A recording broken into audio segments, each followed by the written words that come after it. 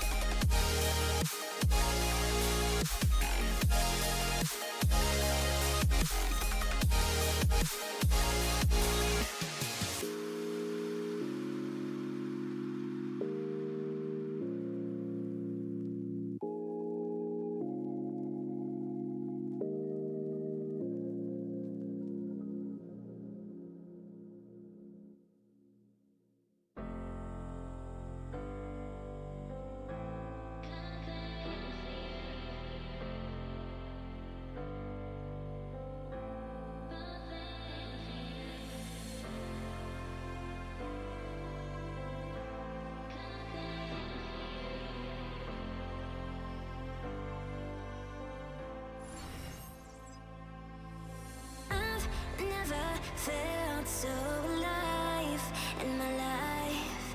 'Cause you make me come to life every time I'm free. Oh, and I'm loving all that you do. Can't you see? I'm crashing right into you.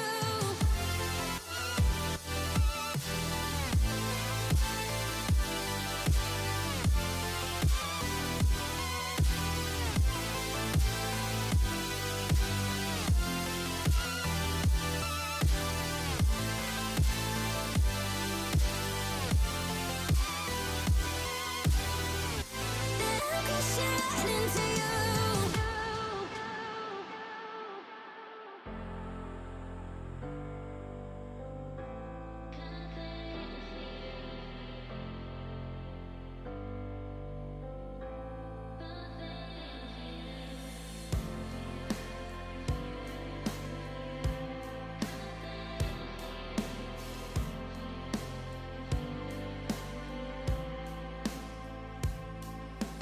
I've never felt so alive in my life. 'Cause you make me come to life every time I'm free.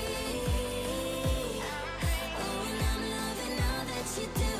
Can't you see? I'm crashing right into you.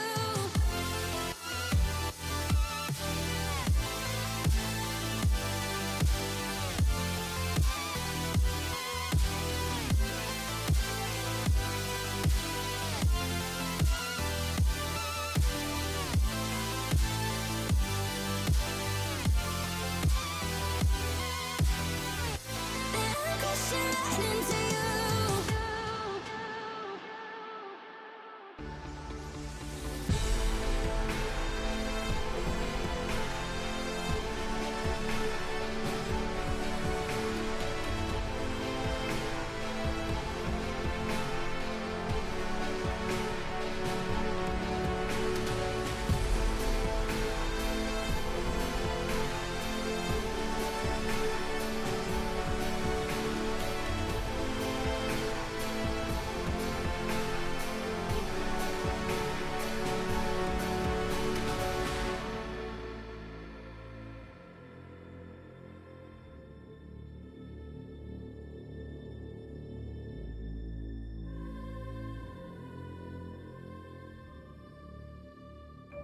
Incoming transmission.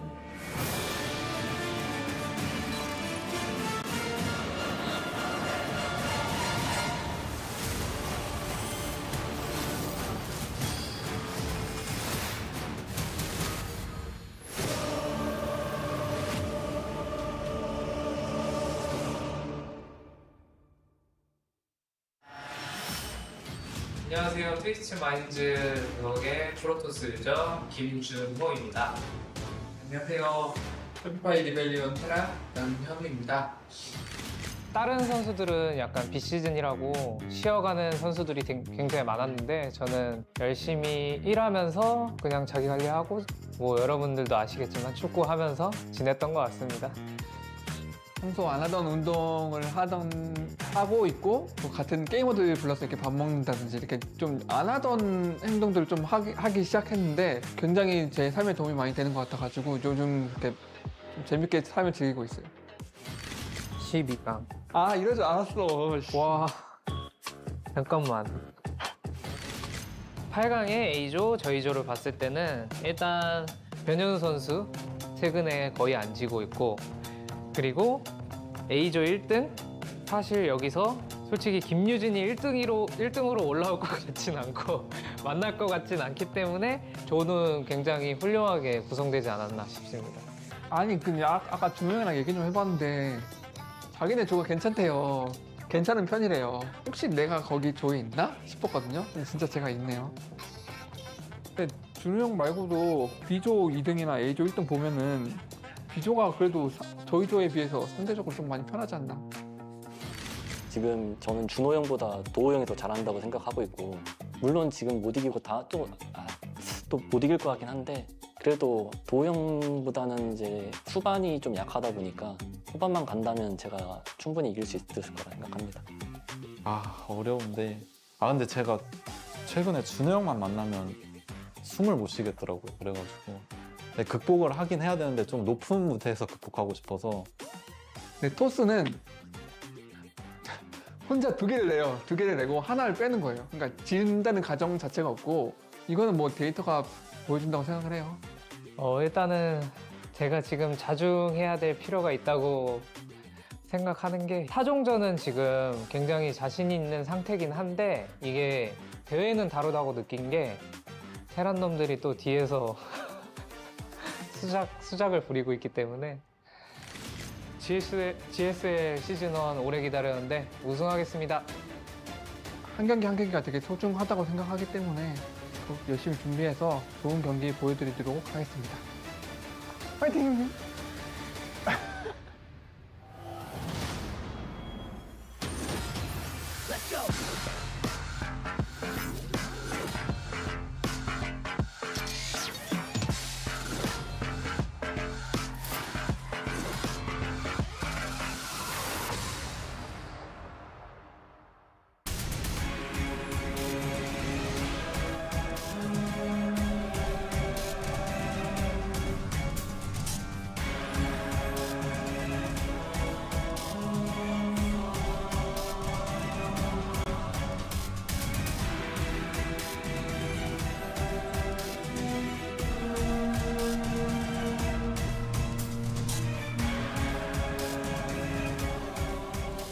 Is my mic on? All There right. we go. Finally, thank you.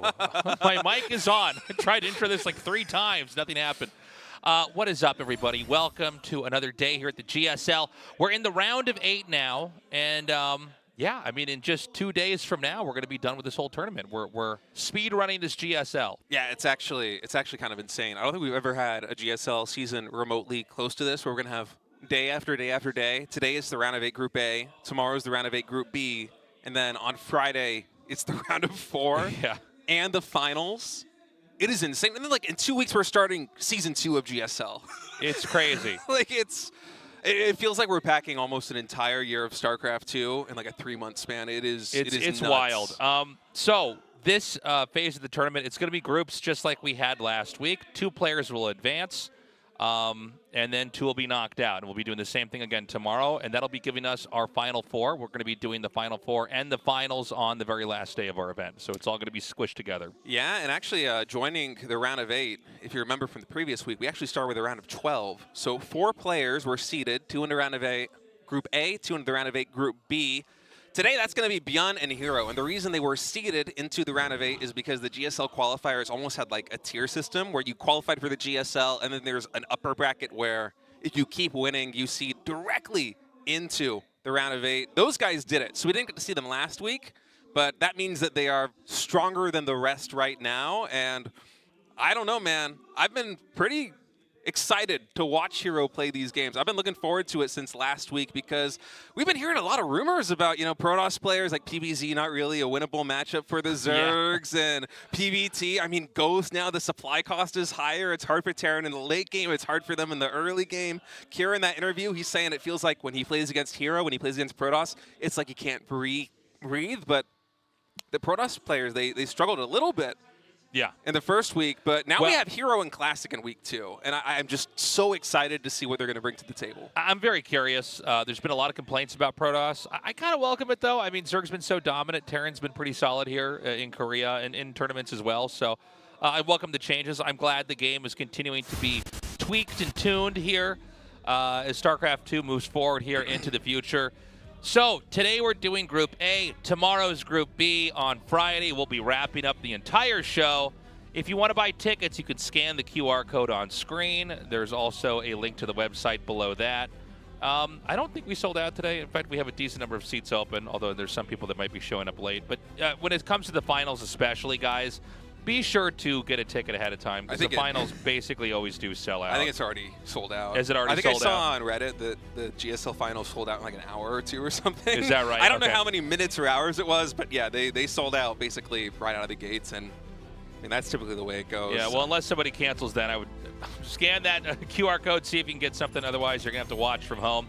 GSL is now funded by the community. There is a Patreon set up. They also take Star Balloons on the Soup channel.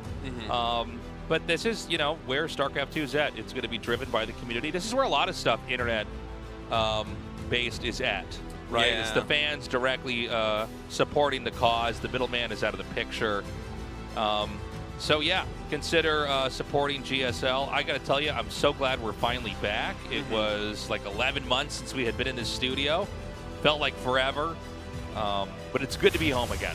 Yeah, it really is. And also, I got to say, having the GSL replays, I talk about this basically every season since we added a Patreon, but it is so cool that we have the replays as part of the Patreon package, because not only does it mean that you guys get your hands on those, but also community casters get to cast them. I've been watching like GSL qualifier replay casts from people like Zombie Grub, like Pig. It's just been so much fun. And here we look at the results from round of 12 Group A. That was last week. We have 2 players from each of those groups going into the round of 8. And here in Group A, joining ByuN and Hero, who were directly seeded, are Rogue and Cure, who got first and second in their groups, respectively. And this is a pretty stacked group, Tasteless. Rogue looked really strong. Cure is always basically the second best Terran in Korea behind Maru, I feel like. Since like 5 years ago, almost. When ByuN and Hero are... Hero occasionally looks just god tier. I'm very curious to see where he's at. ByuN as well. ByuN always looking strong. And we're going to be actually casting his game first here. So yeah, let's see exactly what he's got to show us here. It's been a little bit weird. We talked about this last week, but there was a lot of downtime here with major professional StarCraft 2 matches. You know, normally it's easy to gauge where some of these players are because they just finished tournaments right before this, right? But now the season's in full swing. We're trying to assemble the right set of players to go into the Esports World Cup. That's the reason why all these pros are down here duking it out now. But I don't know exactly where ByuN's at. Going up against Rogue, though, Rogue has looked extremely strong. I know he was saying in his interview he's not as strong as he was before, but I think he's in very good form. I think it's going to be a tough match for ByuN. Yeah, he had a bit of a hard time against Mario, but that's Mario, of all people, right? So coming into this group, I mean, just Rogue looked really killer, even though he emerged in second place from his group last week. And I'm expecting this to be a very close match. Now, ByuN, very different player from Maru in basically every capacity. He's usually a lot more in your face, a lot more aggressive, a lot more keen on going for something micro-intensive or going for an 8-rack, some kind of aggro play like that. Whereas Rogue, looking at the games from last week at least, you know, as you were saying, we don't really have the big picture on where all these guys are at because there's been such a long offseason. He's also playing a pretty aggressive brand of ZBT, and so this kind of feels like it's going to be 2 freight trains basically colliding here, and I'm so excited to see how it's going to go. Yeah, you know, when you have 2 guys being the aggressor, somebody's wrong there, right? You're not supposed to be meeting in the middle of the map and fighting. Rogue definitely bringing out a lot of that Roach Ravager style. We'll see if he keeps that consistent here going into this match against ByuN. And yeah, I mean, when it comes to ByuN, he's always had some of the best micro in all of StarCraft 2. So precise, so aggressive, so in your face. This should be a fun one. Guys, our game is loading up. ByuN versus Rogue in the round of 8 starts now.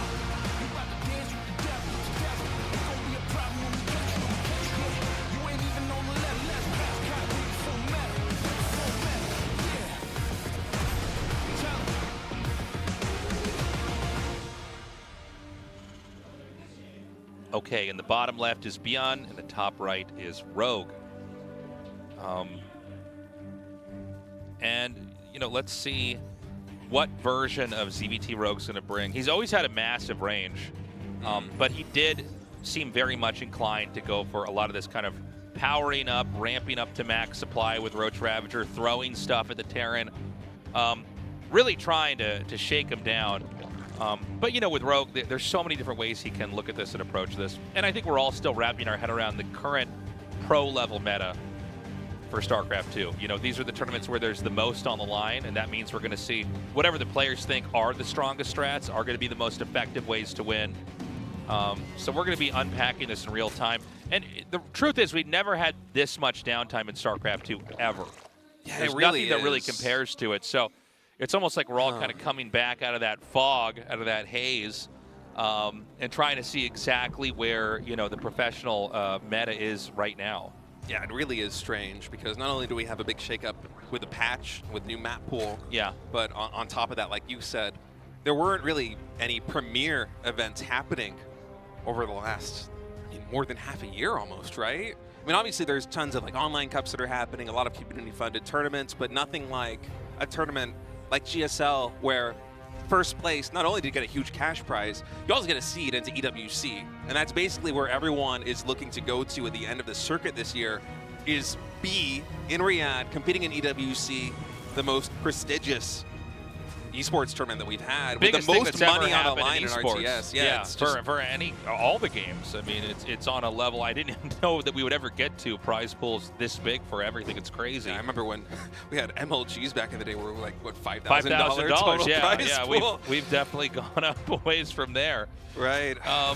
So this is going to be a Reaper Scout here, a dance we've seen a million times before.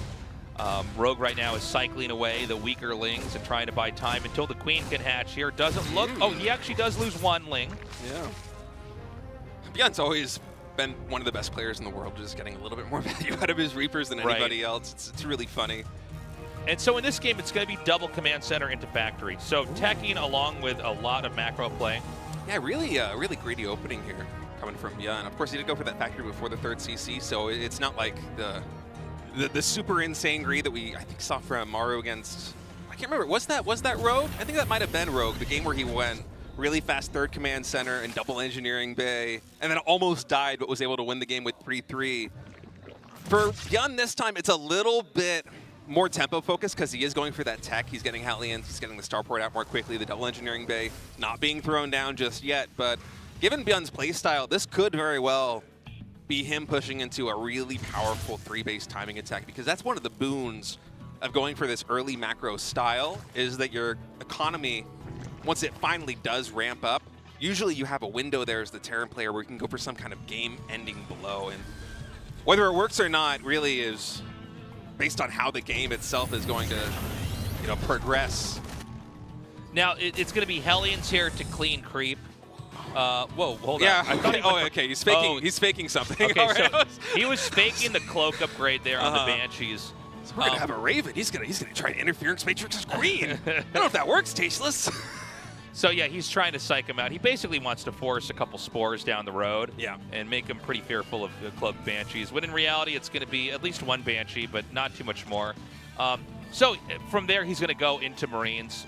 There are variations of this where you would go Hellion and go Cloaked Banshee, so it's not out of the question. But, you know, fake teching like that is a great way to force an overreaction and an overcorrection back at home. We see the Evo chamber starting there, so obviously he wants to get upgrades, but it's also for spores as well. And he's going to land that command center over at his third. So this is really a game with a lot of powering. The Hellions can try to mitigate that creep, but for now, not a lot is going to be going down. It's just Zerg taking a fourth base. And, you know, a lot of TVZs we see the point of tension in the mid-game happen as the fourth base is about to finish. The Terran wants to push that and hit that. I don't think it's going to be the case this time around. We have double eBay. We have the barracks just now being added in from the original one. So this is going to be a much later push, probably around +2 attack, +2 armor from the Terran. Yeah, I think you might be right about that. And Rogue is kind of keeping with the same philosophy of ZVT style that we saw from him in the early week, where he was keeping a pretty good tempo with the upgrades against some of the Terran players, such as Maru. He's actually going to be, I want to say, like, what, 20 or 30 seconds ahead of Terran here. You know, +1 infantry weapons only just now started for ByuN. Those evolution chambers have been pumping for a little while now for Zerg already. So for ByuN, he's not really going to have that perfect timing window that you often wish that you have, or hope that you have as Terran, where you have +2 finishing just before, like, +2 Carapace is done. Actually, look at this. Banshee's coming into the natural expansion, only able to get 2 drones. And you know, on the other side of the map, ByuN a little bit greedy with these SCVs going to the third base. He planted that one down basically as soon as it was done, because he recognized that Rogue wasn't going for any kind of big aggro play, and that's going to mean that Zerg's able to pick off, what, 3 SCVs in total there? So we were talking about which version of Rogue are we going to have, because he can play any kind of ZVT he wants. We talked about the Roach Ravager style that was very popular last week. He's not going for that this time around. He's going to be going for melee and armor on the ground here. So definitely going to be a lot of Lings and Banelings. Yeah, going to be more of a Ling-Baneling style here for Rogue. And for ByuN, my point of contention is it going to be a 4th command center that goes down, or are we going to have even more barracks? Because I think I kind of lost the thread on the production tab because we keep switching back to these units. I want to say it's like 5 or 6 racks right now. I don't think we're going up to 8 this early. And that's really going to telegraph what ByuN's game plan is here in the mid game, because he is one of those guys, like we said, who can get the most out of his units. He is excellent at just eking all of the value he possibly can get with control. Yeah, 3 more barracks going down right now, so this is most likely going to be an 8 racks. And this initial push is going to try and slow down the economy here of Rogue and gain a foothold where the creep spread is mitigated, so that later on, once those 2-2 timing does come in, and once those 3 barracks are online and have pumped out a couple of round of units, ByuN can go for a killing blow. So for Rogue right now, sitting at 77 drones, he's going to try and not bleed out too many units. It's a very fine line to walk here as the Zerg, because you do not want to take too poor of a trade here against this kind of almost lukewarm push coming out from ByuN, because the real attack is going to ramp up in a couple of minutes. Yeah, and this is going to be a huge force coming out to try to hit Rogue here. Now, Rogue has littered the map with a decent amount of Banes and Lings.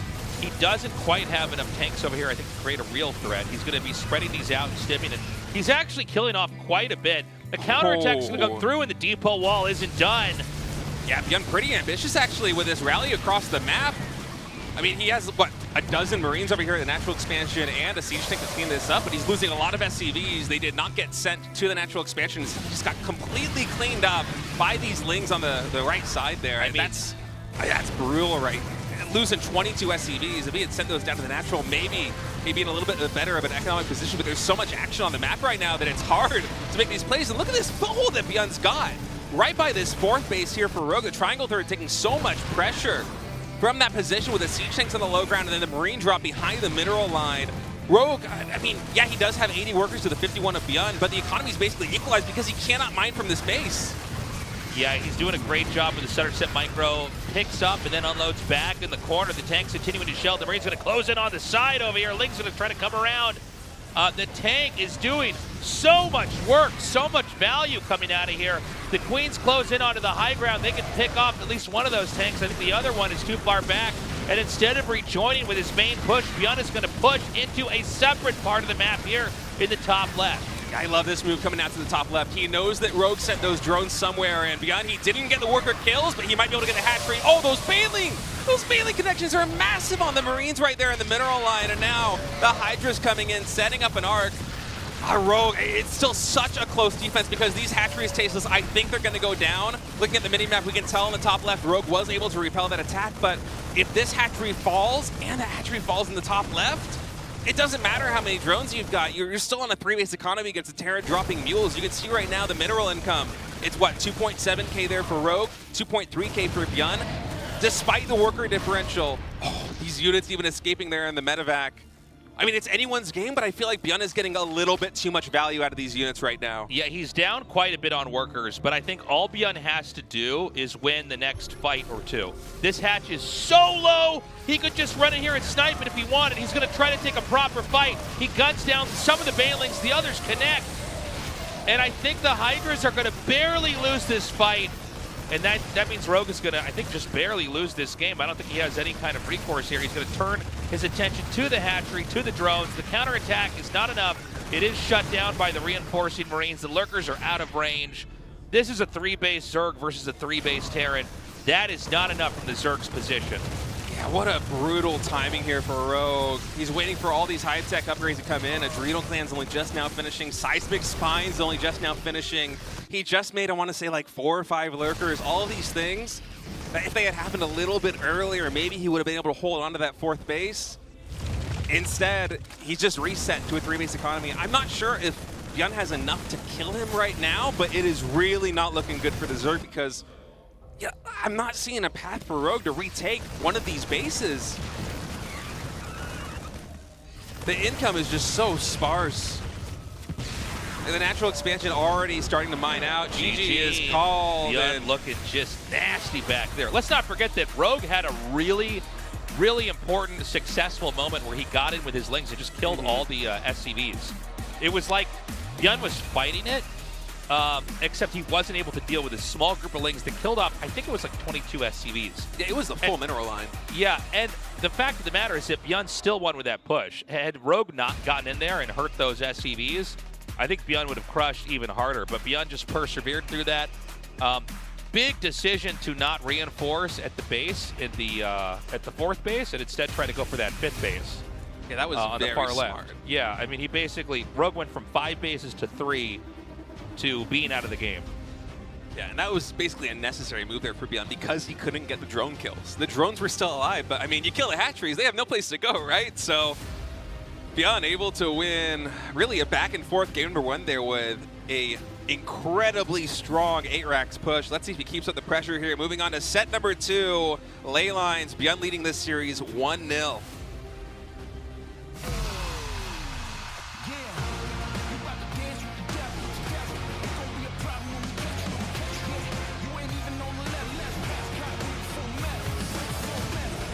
Really exciting to see ByuN playing so well in that first game.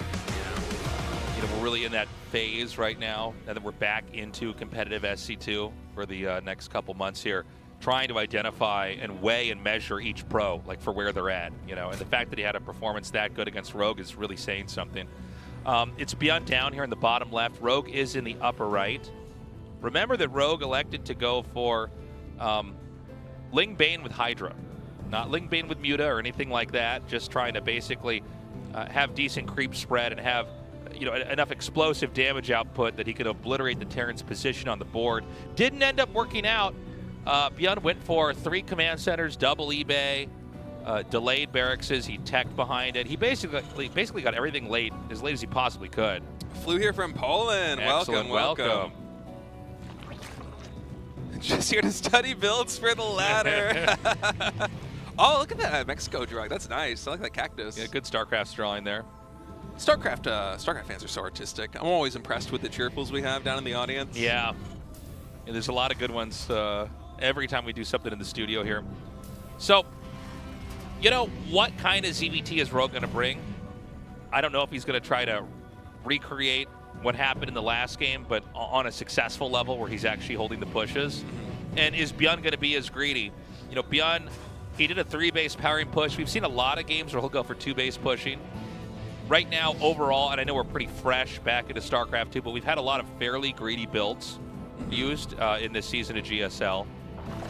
So let's see. I feel like, a lot of these maps are new enough, and I don't play Terran. So they're new enough and I don't play Terran, and so it's hard to read exactly, what games or what maps are the ones that you would want to play a really aggressive game on, like ByuN did on the previous map, going for that 8-racks play.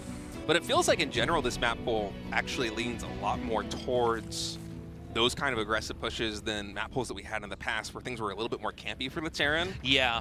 Like, I'm thinking back to that position there by the triangle third of the Zerg, which was the 4th base that Rogue had taken, and ByuN being able to set up those siege tanks there on the low ground at an ulterior expansion that couldn't hit the mineral line, but were just able to provide enough cover fire for the Marines to drop behind that hatchery and basically render the base unmightable for Zerg. And I'm looking at the architecture here on ley lines, and I feel like the third-to-third distance on this one is also close enough that we might just see ByuN go for something like another 8-racks. And I don't think it's going to be, excuse me, I don't think it's going to be the super upgrade-focused kind of 8-racks that we saw from Maru in week number 1.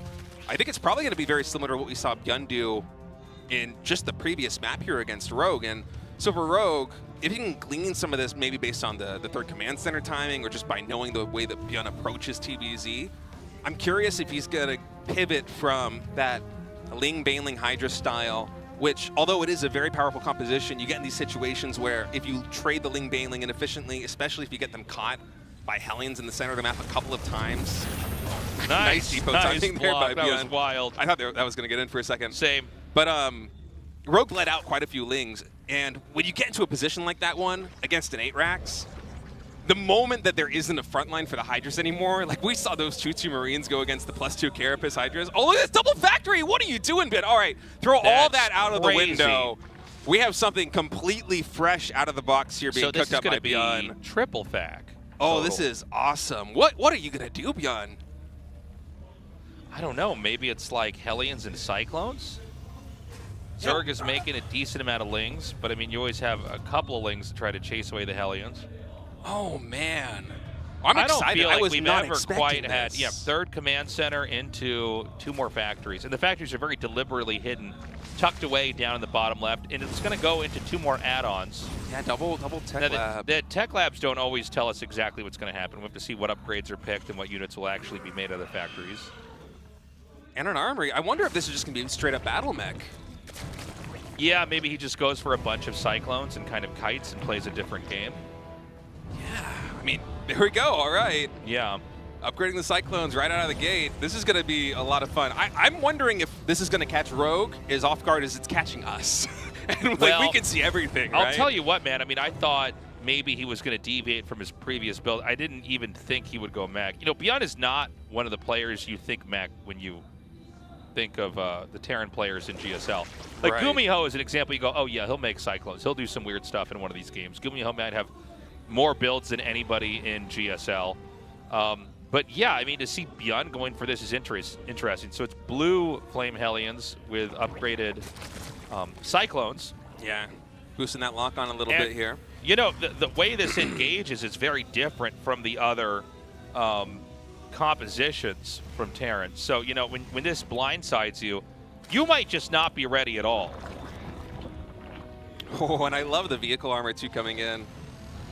Oh man, if Rogue goes for a Ling heavy composition and he's trying to kill Hellion Cyclone with +1 armor, I feel like the only way that you're going to clean this up here as Rogue is if you somehow get a surround with one hand of Lings and then get a connection of Banelings with speed on the other. Like you gotta somehow corral this army, but I don't know. I feel like Rogue's gonna have a very hard time stopping this push. Upgrade's about to come in. Infernal Pre-Igniter 5 seconds away here. Cyclone's locking onto these queens. Transfuse is already starting to pop, and now it's just a dance here.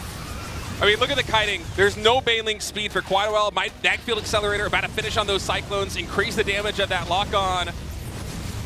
Oh, this is a scary push, Tasteless. Rogue has really no way to close the distance on this. The queens are falling. The damage is just snowballing here. The Lings and Banes are going to have a hard time getting in there and connecting, but some do. They hit onto that Hellion, but once he's off creep, he has to turn right back around. The Cyclones are going to continue to pick off anything in their path, including Overlords and Overseers.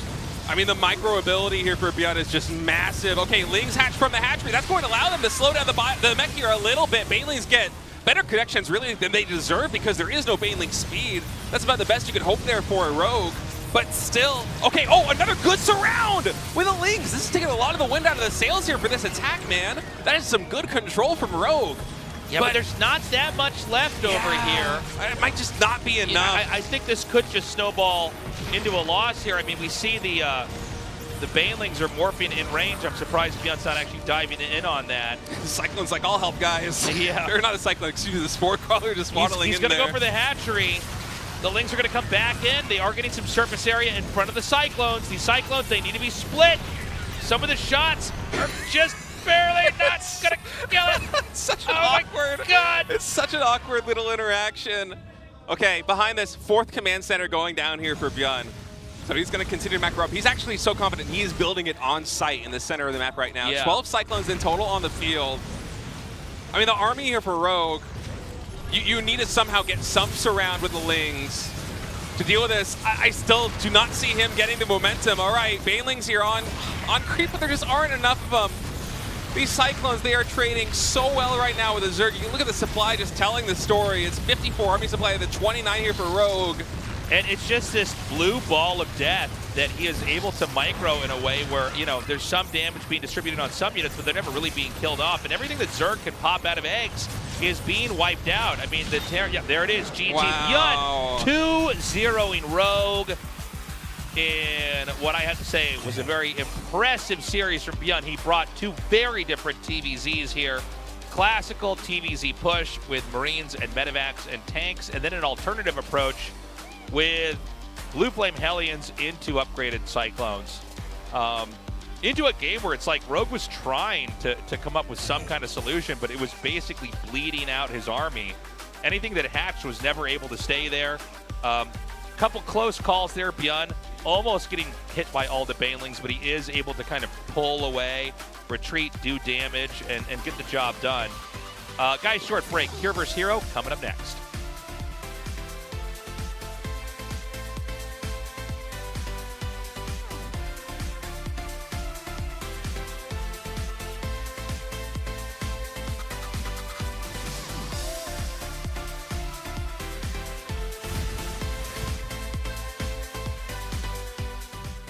Days up in a haze, wearing my darkest clothes. Smoke on the walls, flooding the hall. Feels like we're getting close. Taking the hit, think this is it. Give me the overdose. Heavy metal on my wrist, put it on and go. With my head up, know exactly what I got. Time to turn it up. Get everyone around us. 'Cause tonight gonna dance until we black out. 'Cause tonight, dance until we black. 'Cause tonight gonna dance until we black out. Gonna wake up with your face down. I can hear my feelings with the bass up. You're safe here, everything is blacked out. 'Cause tonight gonna dance until we black out.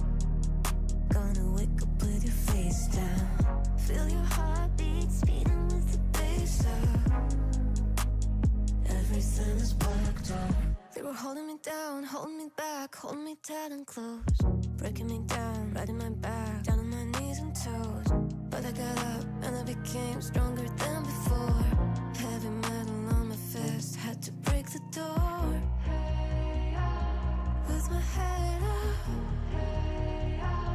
know exactly what I want. Time to turn it up. Get everyone around us. 'Cause tonight gonna dance until we black out. Wake up with your face down. I can hear my feelings with the bass up. You're safe here, everything is blacked out. 'Cause tonight gonna dance until we black out. Gonna wake up with your face down. Feel your heartbeat speeding with the bass up. Everything is blacked out. Face up, face down, dance until you black out. Face up, face down, dance until you black out. Till you black out. Till you black out. Till you black. If you're on your own and the night is long and you're feeling burnt out, it's another round, it's another song, dance until you black out. If you ever feel like you don't belong, time to put your hands up. It's the only place where we all come from. If you're on your own and the night is long and you're feeling burnt out, it's another round, it's another song, dance until you black out. If you ever feel like you don't belong, time to put your hands up. It's the only place where we all come from, dance until you black out.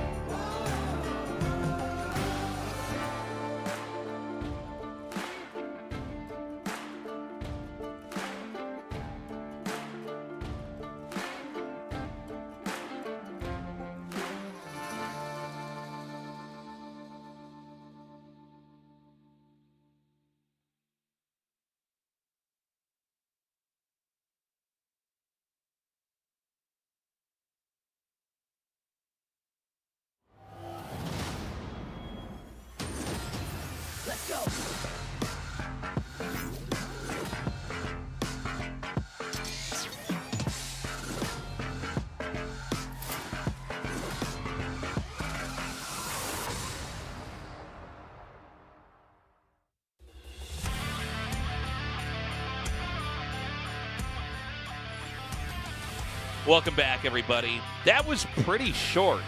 Yeah. I felt like we barely warmed up in the cast here. We're going to go to Cure versus Hero next. Right now, ByuN easily defeating Rogue. Kind of a reminder of, the new times we're in. I think in a lot of other eras, I would have expected Rogue to pretty easily crush ByuN, right? It seems like it would have been quite a feat, but ByuN brought two very different Terran styles in here and made him work against a former world champion. Now we're going to go to Cure versus Hero. Now, Cure is by far the biggest favorite in this group. Yeah, I would say so. I would say it's got to be either Cure or Hero. Even though Cure had to fight through the round of 12, I mean, this guy just it feels like GSL is just he's been gunning for that championship for so long, and it feels like some years the only player in the world who could stop him is Maru. Right. Like GSL round of 4, GSL round of 4, EWC 5th place, kind of it's 4th place. Like he's crazy, especially in TVP. But the thing about Cure versus Hero is that these guys, even though Cure is one of these TVP masters, feels like Hero kind of has his number. I feel like almost every single series that I watch between these guys, it goes to match point. If it's a best of 3, it's usually going to map 3. If it's a best of 5, it usually goes to map 5. And just my impression, this might not be what the statistics say, but it feels like Hero usually gets the better of Cure for whatever reason. Yeah, well, Hero has a very good handle on the Terrans in Korea. He's very good at this matchup with the players out here. But, Hero can be very hot or cold. He's a very snowbally player, it feels like. It's very feast or famine with Hero. There are some seasons where it looks like he's reinventing the PvZ meta, and it looks like we might have a Protoss champion again. And there's other times where Hero will play, and he just will not look like himself. Yeah, it'll almost look like he's like F2ing in moments where you should not be F2ing, and living up to the Protoss stereotypes. Cure has basically been in incredible condition. I think every year I've casted Cure, he is a better version of himself than the year before, and I don't think this year is going to be any exception. So it should be a tough one here for Hero. Anyways, guys, we're going to hop into this best of 3. Remember that the winner goes on to face ByuN in the winner's match. Our game's ready. Let's go.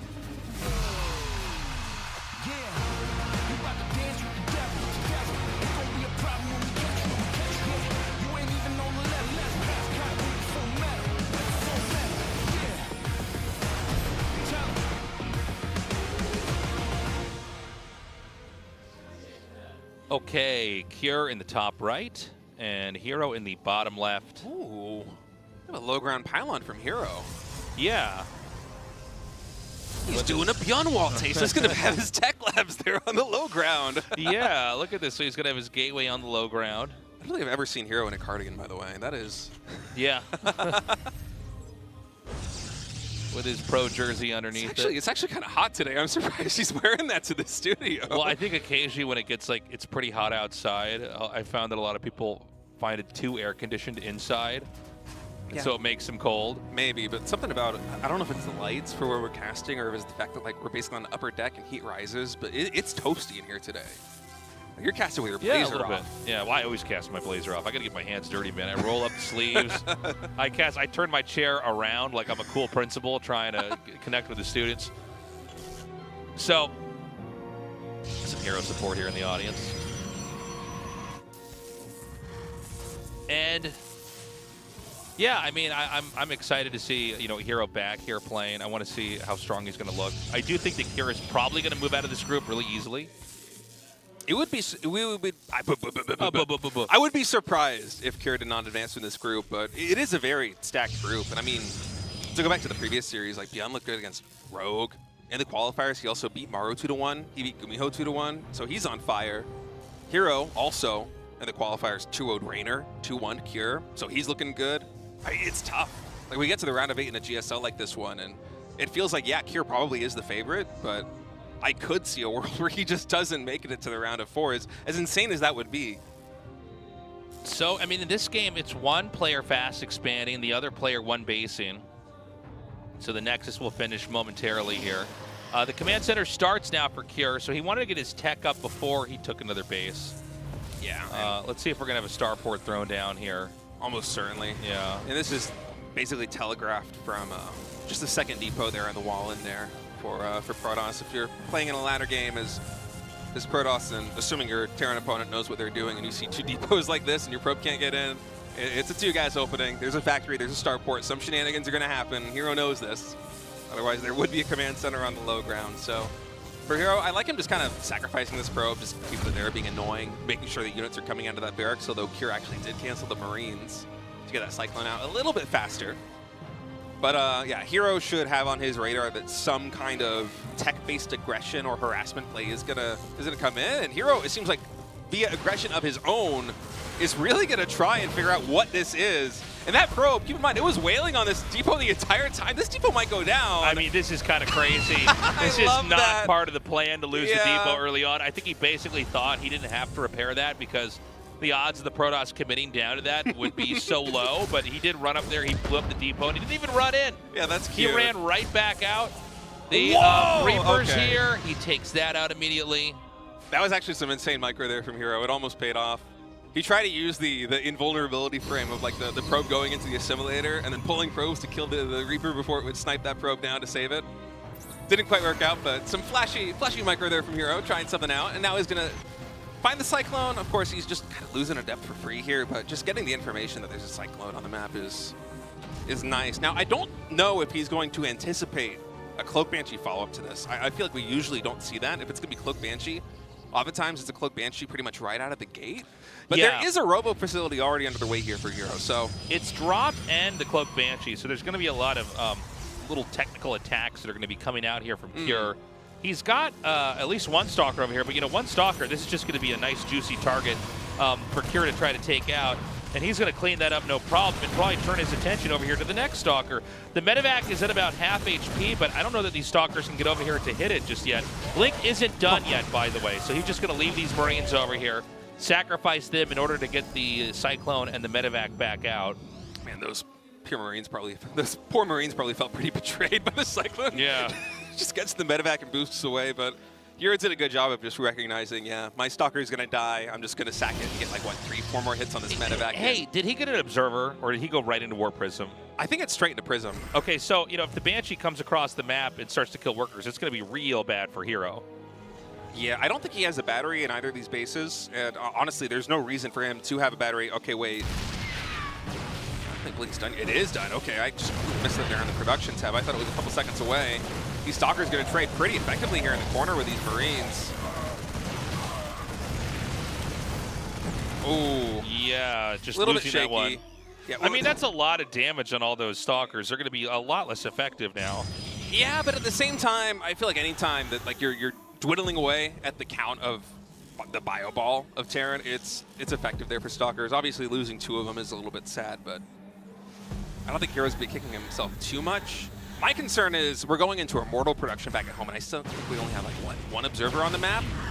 So these Banshees coming cross map are going to have some room to get some damage done pretty soon, I'm thinking. This is a nice amount of damage. 7 kills there, but here comes that Banshee. 2, in fact. Yeah, and where's the Observer? Okay, it's cross map. Way far away. I mean, we can recall it, but it can't be in 2 places at once. Yep, he's going to pull this Banshee back away to safety. And now there's a counter push coming here. So when these Stalkers are in a position desperately trying to defend against these Banshees, then the push can come in here. This is double siege tank, so if he sieges up, he's going to be in a really good spot. The Banshee's going to come back into the main and try to kill off more SCVs over there. No doubt, I think this Nexus has to be canceled. Yeah, I mean, it's already basically a half shield, so cancel is going to come in there from Hero. He's lost 9 probes in total to those Banshees already.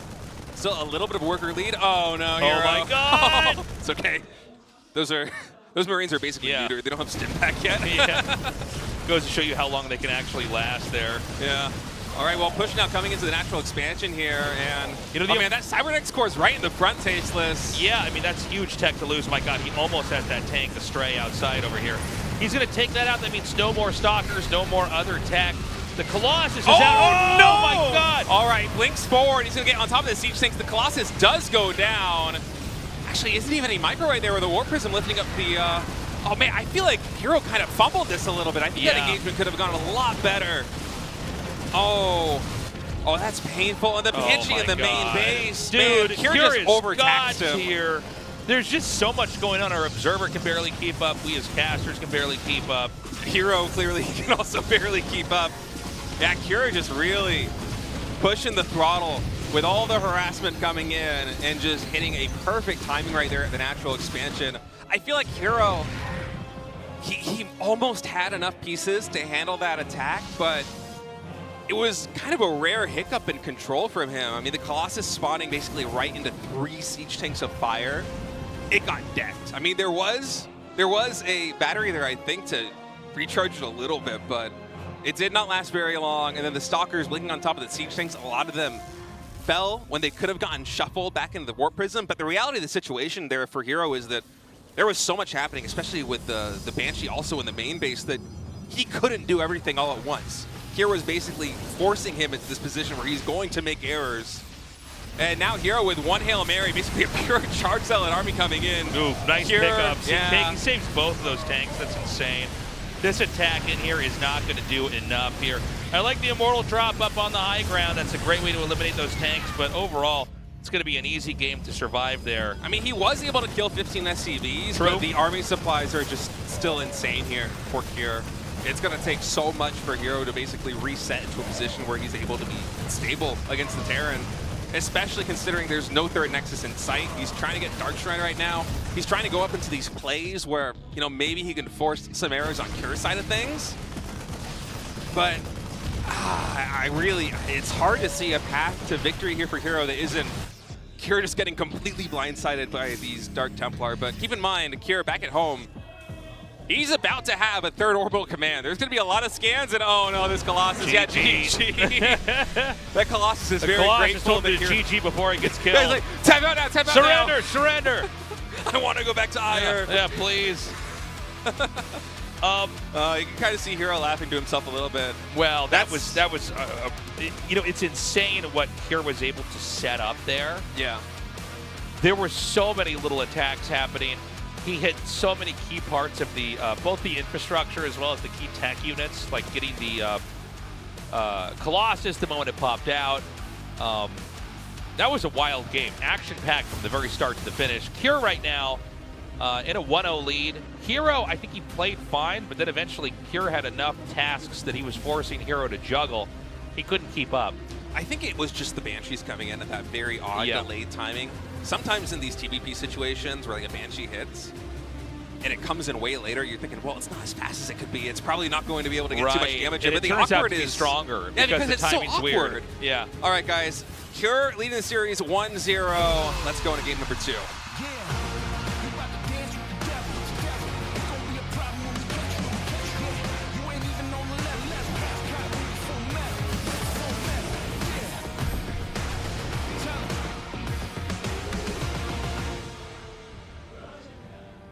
Okay, Kier in the top left, Hero in the bottom right. I saw it early. Probin was wondering if we're going to have another low ground wall in there for Hero, but no, Pylon in the main. And to go back really quickly to that previous game, actually, this is just a scout, right? We're not going to have anything crazy. I mean, I would guess this is just a scout, but let's see it's what Hero, he does. so I'm always... he sends probes out to scout quite a decent amount. Yeah. Come over here and just make sure. I mean, the idea is like you're going to scout the inside of their base, and if you see barracks is here, that means there's no barracks in the middle of the map. Right. So. Yeah, plus if it's going to be a 2-gas play like it was in the previous game, the second depot is not going to be that quick. You're going to be able to get into the main base. Yeah, and just being able to monitor what's going on inside of here is worth losing a probe mining early on, giving up the extra resources, and especially once you get in their base, it forces an SCV to chase you, so then they're not mining, so it all evens out. Yeah, but going back to that previous game, I felt like Hero looked really good in the early game, and honestly, even pretty good after he got kneecapped basically by that push of the natural expansion.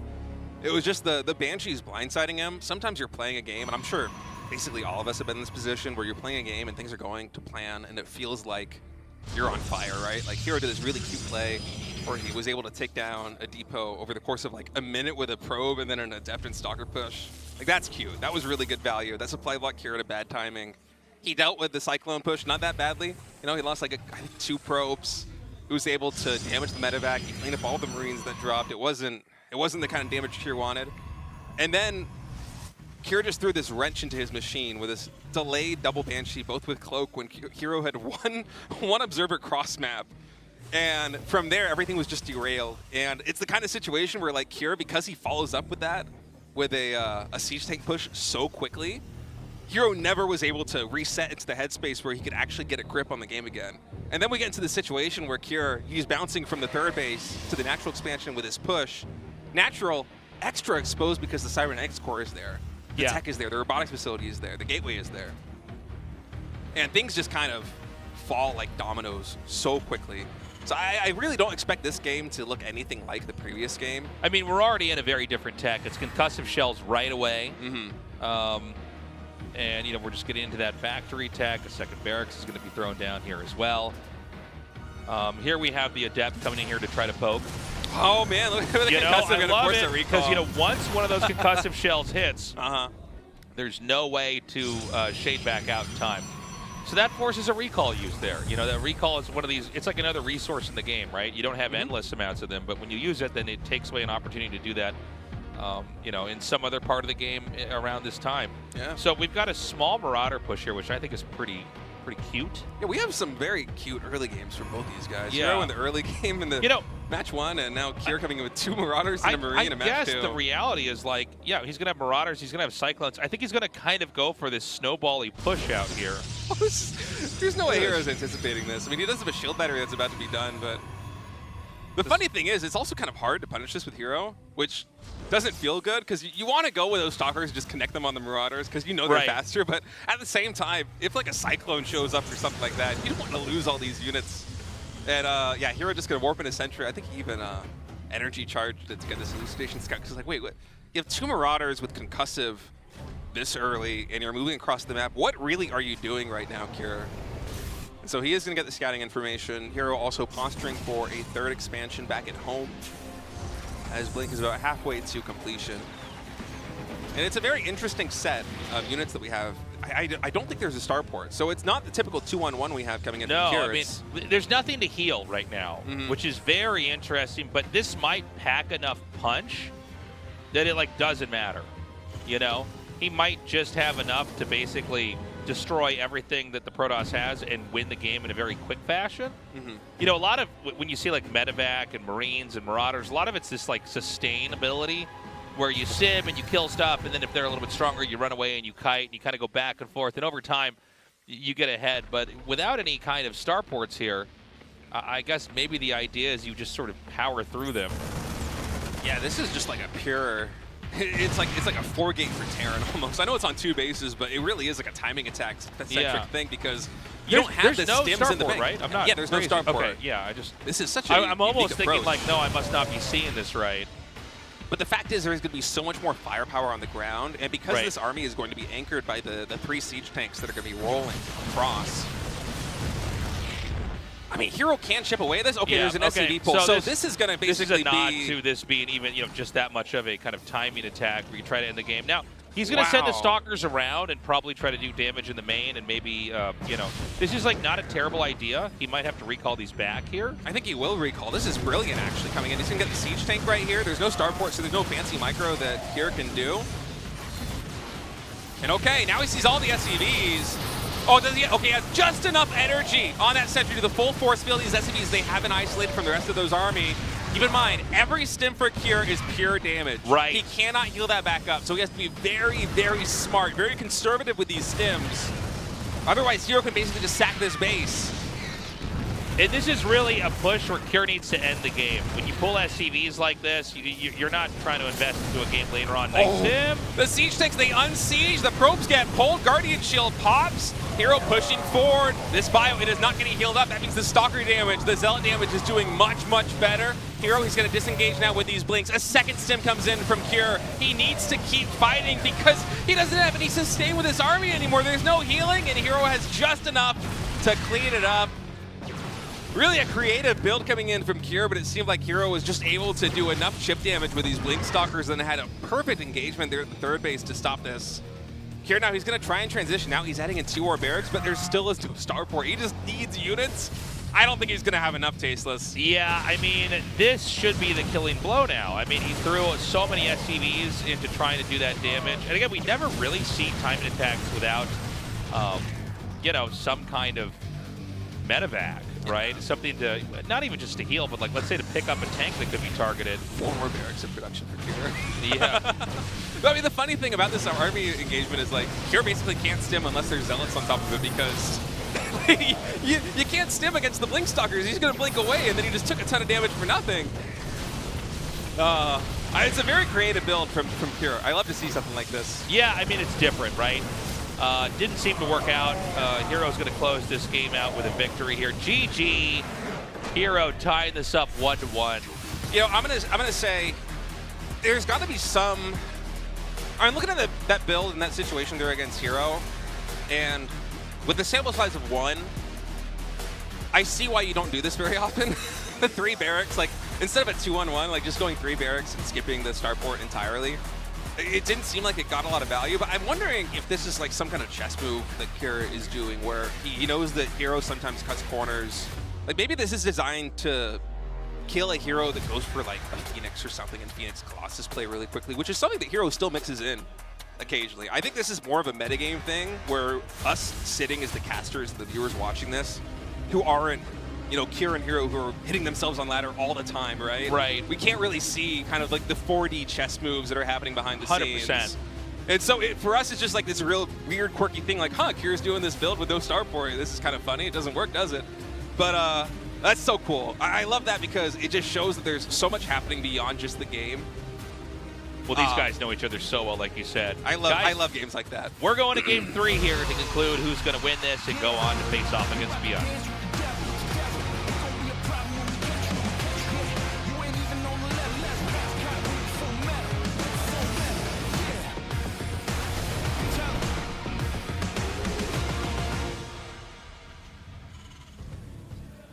Okay, once again, a probe scout coming across the map here. And this is basically, again, to confirm there is no barracks sitting in the middle of the map. Yeah. And I got to say, after that previous game, I'm pulling for Cure to advance from this group because I want to hear his winner's interview and I want the casters to ask about that.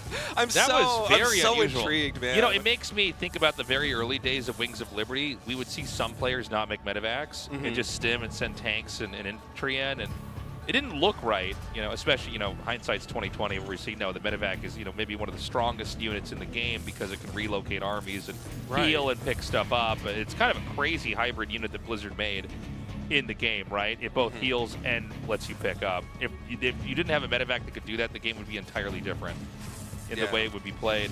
But yeah, he elected to not go for that and instead to go for like an SCV pool with Marine Marauders, stim, and tanks. And you know, I think some of this came down to the fact that the force fields were laid down right at the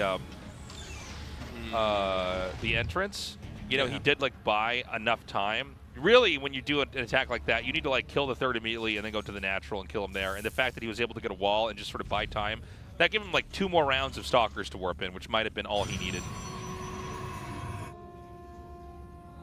I've always had this perspective of PBT, which I'm not sure how much it's shared by a lot of other players, but just from my experience back when I used to compete, or even now, like when I just play casually on the ladder, where if I think about a PBT game, especially if it goes to like 3-base versus 3-base or 3-base, even against like a 2-base Terran, I feel about like the critical unit in that matchup from my perspective, playing a Blink Stalker style is the medevacs, because if there's enough medevac basically, which we see sometimes where like every Marine and Marauder basically has their own personal bodyguard in the sky just healing them up, then suddenly you need all these different forms of damage to actually fight the bio. You need Storm, you need well upgraded Colossus with ground weapons, you need disruptors. Otherwise, you just cannot put a dent into it. And so for me, a lot of my PBT philosophy has always been about just keeping the starport units under control. That's why one of the scariest and strongest things that I think a Terran player could do in TVP, at least against me on the ladder, is when they go double starport, which was really popular in different eras of StarCraft 2, especially I think it was like Wings of Liberty and Heart of the Swarm. We saw a lot of, back when the Colossus was crazy, right? Yeah. We saw a lot of double starport play where you would crank out going Vikings too, and like 6 or 8 medevacs and then just nothing but Vikings, and that was always the scariest thing. So I'm just tickled by these strategies where occasionally you see somebody like Cure go for 3 barracks and a siege tank push, and it's like, huh, what are you cooking up here? Because Cure, you're a lot smarter than me. I know this. There's a reason why you're doing this. It's just so intriguing. I love it so much. It's kind of funny to see the Reaper run in and then run back out. I thought he might like try to force field it and trap it in or something. So we've got tanks coming down here. I don't think we're going to see Kira for the rest of the season or next season do anything like what we saw in Game 2. I think that's a one-off strat. I think he's going to go right back into business as usual, TVP here. Infantry, tanks, you know, just pushing, trying to do damage. It could be the thing that you do against, like, if you win game 1 in a series, or you're just up games in a series against a Protoss player who you know has a tendency to sometimes go Phoenix Colossus. Yeah. Then this is something you just whip out. Because it's like, well, if you go Phoenix Colossus, I probably kill you. Yeah, you probably just die. Huh. So he's going to move out on the map. He's got his Cyclone along with a couple of Marines and tanks. He's going to have a medevac. I'm sorry, there's a medevac somewhere, right? I believe so. I actually... with this, where'd it go? I've been musing over... He made one. I don't know where it is now. That's a good point. Oh, I think it's following. I think it's on the mini-map. Okay. I see it. Again, our monitors, we're casting on. Yeah. They're tiny up here. Okay, so there's the medevac. Oh, we have a force field, only one force field, I think, with an energy meter. Second one about to be ready, but... He's going to siege this up. I mean, this is kind of scary. This just might be enough to force a cancel on the Nexus, which would be huge. I love this. Protoss are always supposed to get this third Nexus up at this time. And there's no way he can save that. He cancels, he loses 100 minerals, and gets 300 minerals back with that. So that hurts. And I think from here, it looks like Kira just wants to go for an escape strategy. Yeah, you get the cancel on the third base. That's basically what your goal is here with this push from Kira. By the way, he went out in a kind of inefficient way, knowing that maybe the Stalkers wouldn't be able to find him down here. Now he can regroup. I don't know, actually, that you want to try to fight out here. I think this might be a mistake here from Hero. I feel like with the Blink Stalkers, there's no way for Kira to really punish you, right? Because it is just these units, but Kira's going back to Hero's side of the map. I think Hero might have anticipated him trying to retreat back to the natural expansion. So now we have a really awkward situation where Hero is entering the natural expansion of Terran, uncontested. Kira going to see no third Nexus, going to go right onto that wall there in the natural. Hero probably going to have to recall those Stalkers back into the base. Cyclone barely surviving. Shield battery right here in the front. Kira going to try and focus that down. Stalkers warping in, still no recall yet. Yeah, he's got Stalkers back here. He's sieging up. Okay. A recall into the main. He should be able to just blink right on top of this and kill off every single tank. Yeah, should be able to shot these, almost even one-shotting that one siege tank right there, but there's a lot of Marines. He's doing a lot of damage, man. The Stalkers, you know, they get in there and get the tanks, but they are eating up so much extra damage. Yeah, it's hard to say exactly who got the advantage from that. Well, I feel like it wasn't that bad there for Cure, even though he did get cleaned up, but it's just kind of this awkward situation that we don't really find ourselves in very much, where Kira just decided to move across map again. I feel like for Kira, part of the problem is that I think that was a 1-1-1 push really fast with the siege tank and the medevac. And so there aren't a lot of bio units now to support the siege tanks, and Hero's one of the best players in the world. It's like him and Max Packs, who are just the goats of blinking on top of siege tanks and bunkers, getting the kills, getting back out, and snowballing from here. And so because the bio ball is so low for Cure, I mean, the SimCity right now, by the way, absolutely beautiful. This siege tank over here by the command center, even the engineering bay, making it so hard for Hero to try and find any damage. He can't get that siege tank. It's really just the natural that's exposed. If Cure had like a hole in the wall in there, in the main base, if his SimCity wasn't perfect, I feel like Hero might just be able to completely decapitate him with that move. But instead, even though he basically just had one barracks for the first like 5 or 6 minutes of this game, Kira just barely has enough to assist those siege tanks that he can't survive. That means that we're going to normalize here. Hero, he's going into Storm, First Templar, already out on the field. He's taking his third base, and we're going to go to a 3-base versus 3-base play where, you know, if you open the game exactly at this moment, you probably wouldn't have expected. You couldn't read that all the chaos that happened in the early stages. It's actually quite even. Wait, is there no cloak? I think there's no cloak.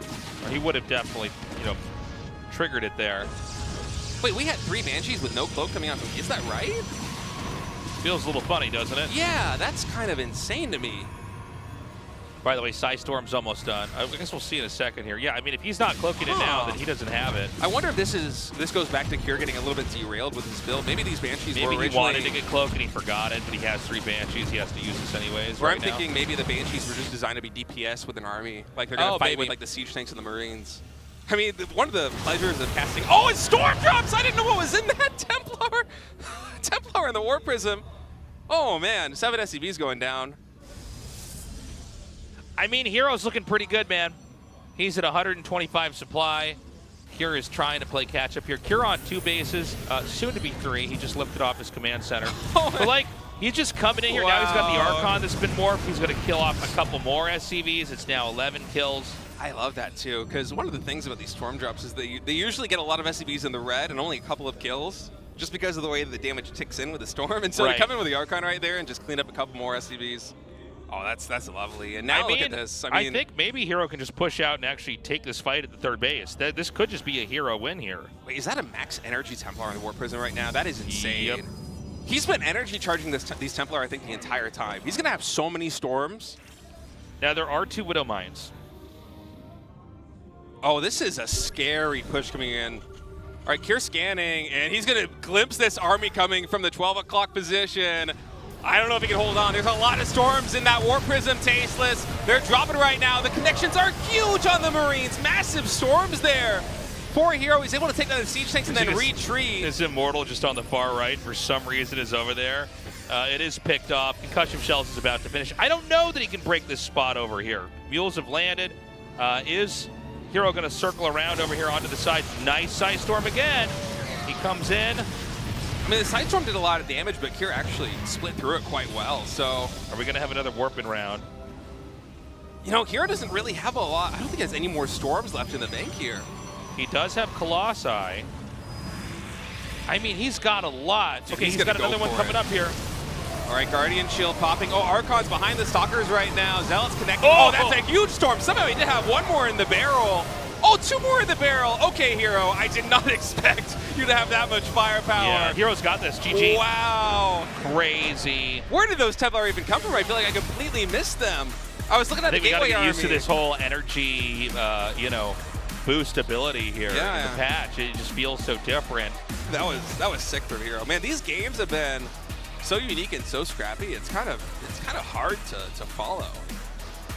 Which that was crazy. I mean, Hero did a great job in that game. Yeah, that was awesome. You know, Kira looked very strong in the first round. I think Kira really did kind of a throwaway strat in game 2. Mm-hmm. You know, sometimes when you get these players that expect to win the whole thing, sometimes they don't want to bring out their best stuff against players they think they can just beat.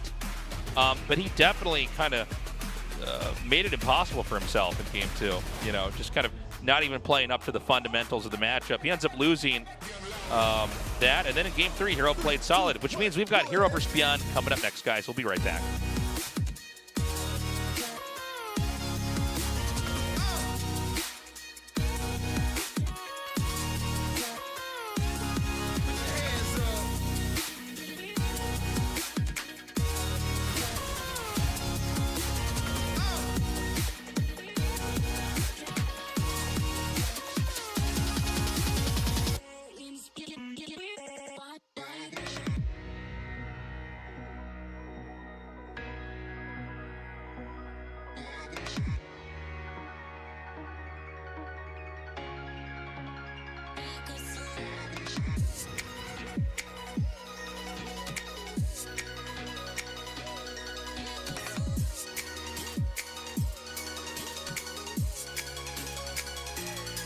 When I get back.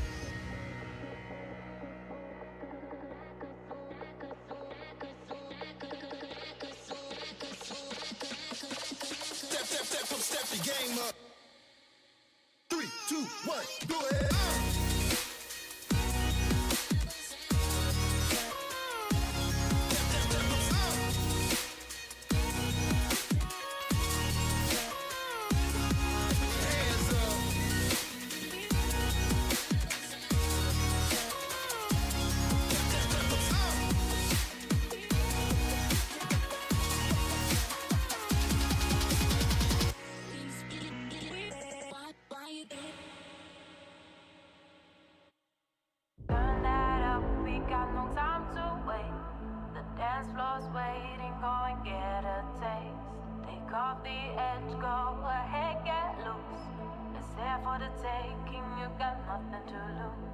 The DJ's done, but I've only just started. You stole my heart with your curvy dancing.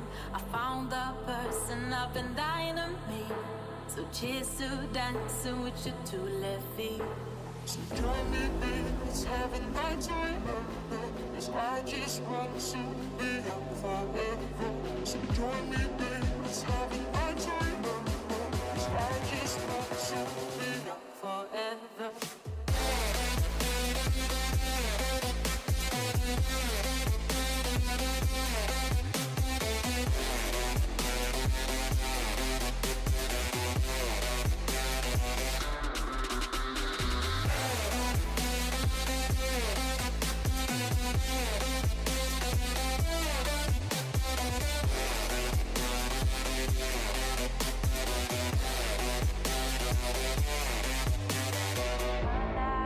We got no time to wait.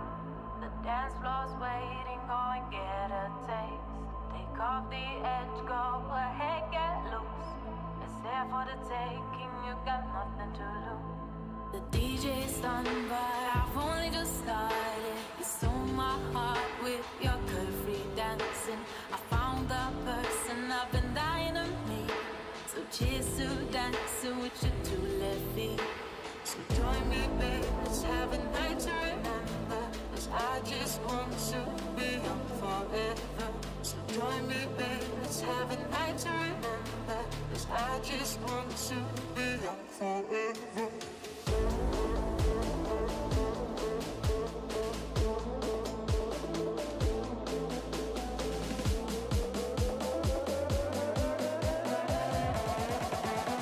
Be young forever.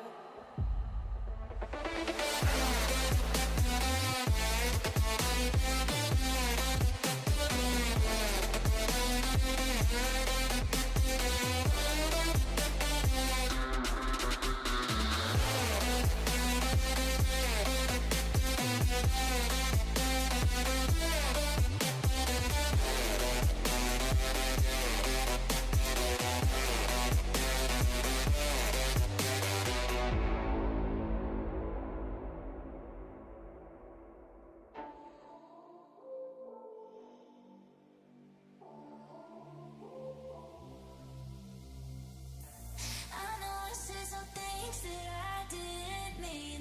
I know that I should think before I speak.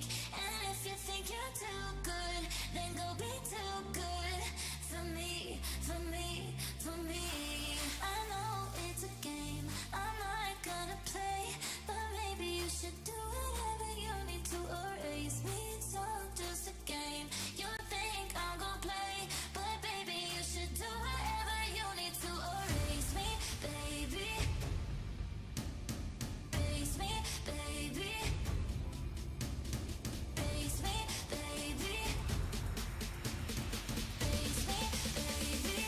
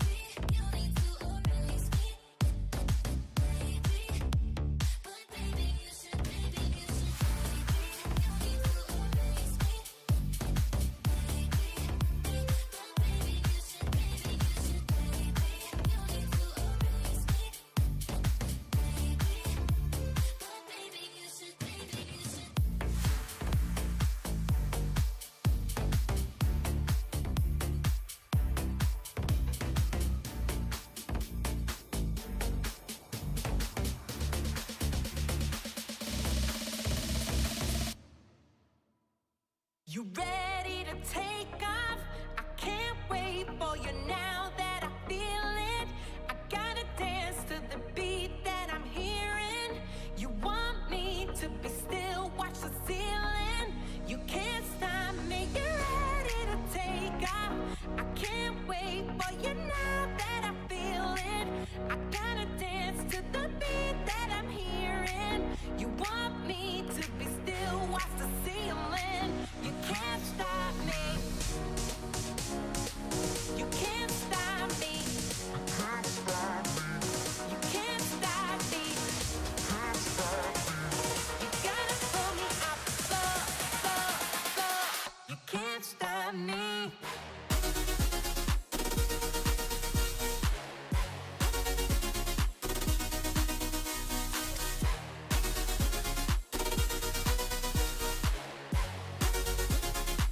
You can't stop me.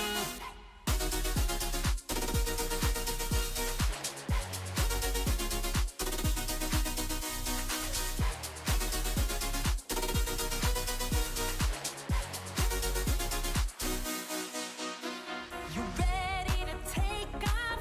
I can't wait for you now that I feel it. I gotta dance to the beat that I'm hearing. You want me to be still, watch the ceiling. You can't stop me, you're ready to take off. I can't wait for you now that I feel it. I gotta dance to the beat that I'm hearing. You want me to be still, watch the ceiling. You can't stop me. You can't stop me. You can't stop me. You gotta pull me up, You can't stop me.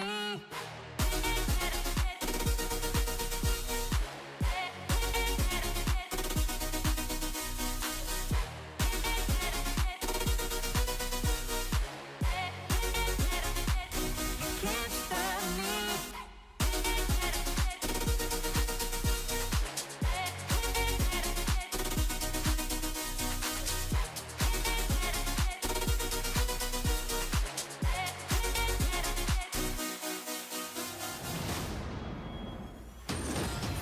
Let's go.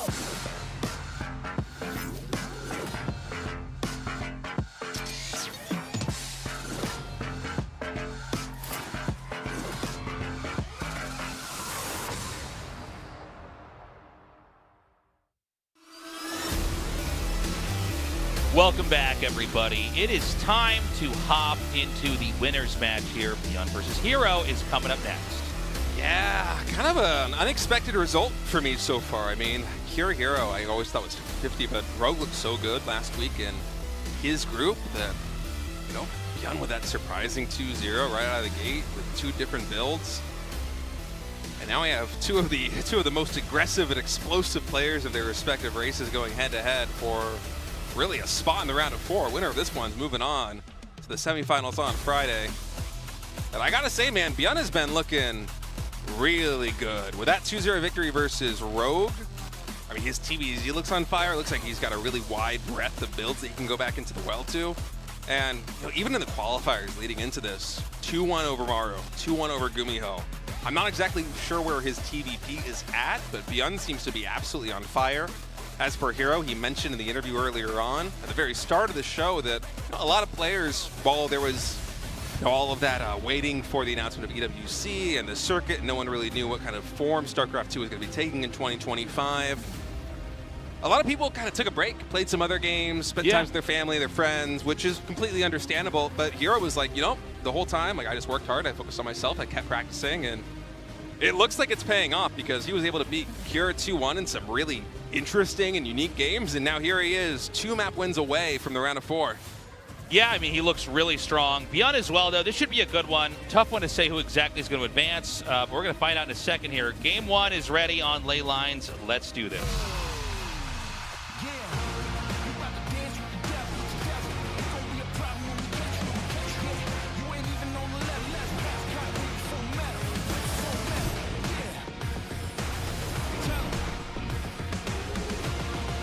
ByuN with a cape. in that shot. Oh, did he have it? Yeah. So ByuN in the top right, Hero in the bottom left. Cape's a powerful thing. It is. Wouldn't be surprised if that's I don't know what if the sent him capes to- are ever going to come back or not. You know, there was a whole time where ByuN's trying, man. Yeah. Now ByuN is sending his first SCV out and around. He is with a gas taking first. gas. So is this going to be that Marat? Well, hold on. Is he going to make a barracks over here? And if so, I think it's an engineering bay block. Yeah, with, I think you're right. With a fast factory. That's my official bet. I thought for a second it was going to be that proxied Marauder build. So what does he want to do up here? Does he make a... Okay, no, he is going to get the eBay. You're right. Oh, wait, Hero, you saw that. Okay, I saw the probe like, wait, we didn't get the player vision. I'm pretty sure that's in range. This is my least favorite thing to play against, by the way. Look at it's so it's also annoying. Hero's least favorite thing. Look how many probes he brought down. He's like, you get out of here with this. I do not want to throw down my Nexus at my third base against ByuN, of all people. Is it ever worth it to, like, while he comes down, if he's focusing on that, to make, like, another object in the way? I think you like, just can't do it. You can't do it because of the HP on the SCV's already done at like 5 or 10. Yeah, right? I guess it doesn't matter. They just flick it down. I like that. I'm going to steal that response. That is really good. Yeah. You have to know exactly how many probes is the right. You have to have the Goldilocks around amount of probes there. Not too little, not too many. But yeah, he like shuts that down and immediately starts his Nexus. Back at home, it's a command center starting. This time it's tucked away inside the main. And it's going to be Reaper Tech coming out here. And you can see that the probe for Hero is basically just checking around. Like, are there any proxies? Is anything weird happening over here? Yeah, so part of this is, I mean, I might be going a little bit overthinking on this, but Mario versus, I think, Classic in the GSL qualifiers. If I'm not mistaken, in 3 games in a row, he did basically this opening, where he went gas first, or some variant of fast gas, with an engineering bay block, and it almost always culminated in a siege tank push. And in most of those games, if not all of those games, I think Classic took his Nexus at the third base. So kind of the game plan there from the Terran side of things was to force the Protoss player to expand in this forward position and then hammer it with a timing push. Go for this killing blow very early on. Oftentimes it was on the back of something like a proxy starport to lift Hellions into the main base and cause more problems. And so Hero just being really proactive with his scouting. I'm curious if this is something that maybe ByuN and Maru, because they're such close friends and they practice together, have been kind of cooking up together, and that's why Hero had such a specific response. And by the way, really good micro by Hero to intercept this Reaper. He barely doesn't get it, 2 HP.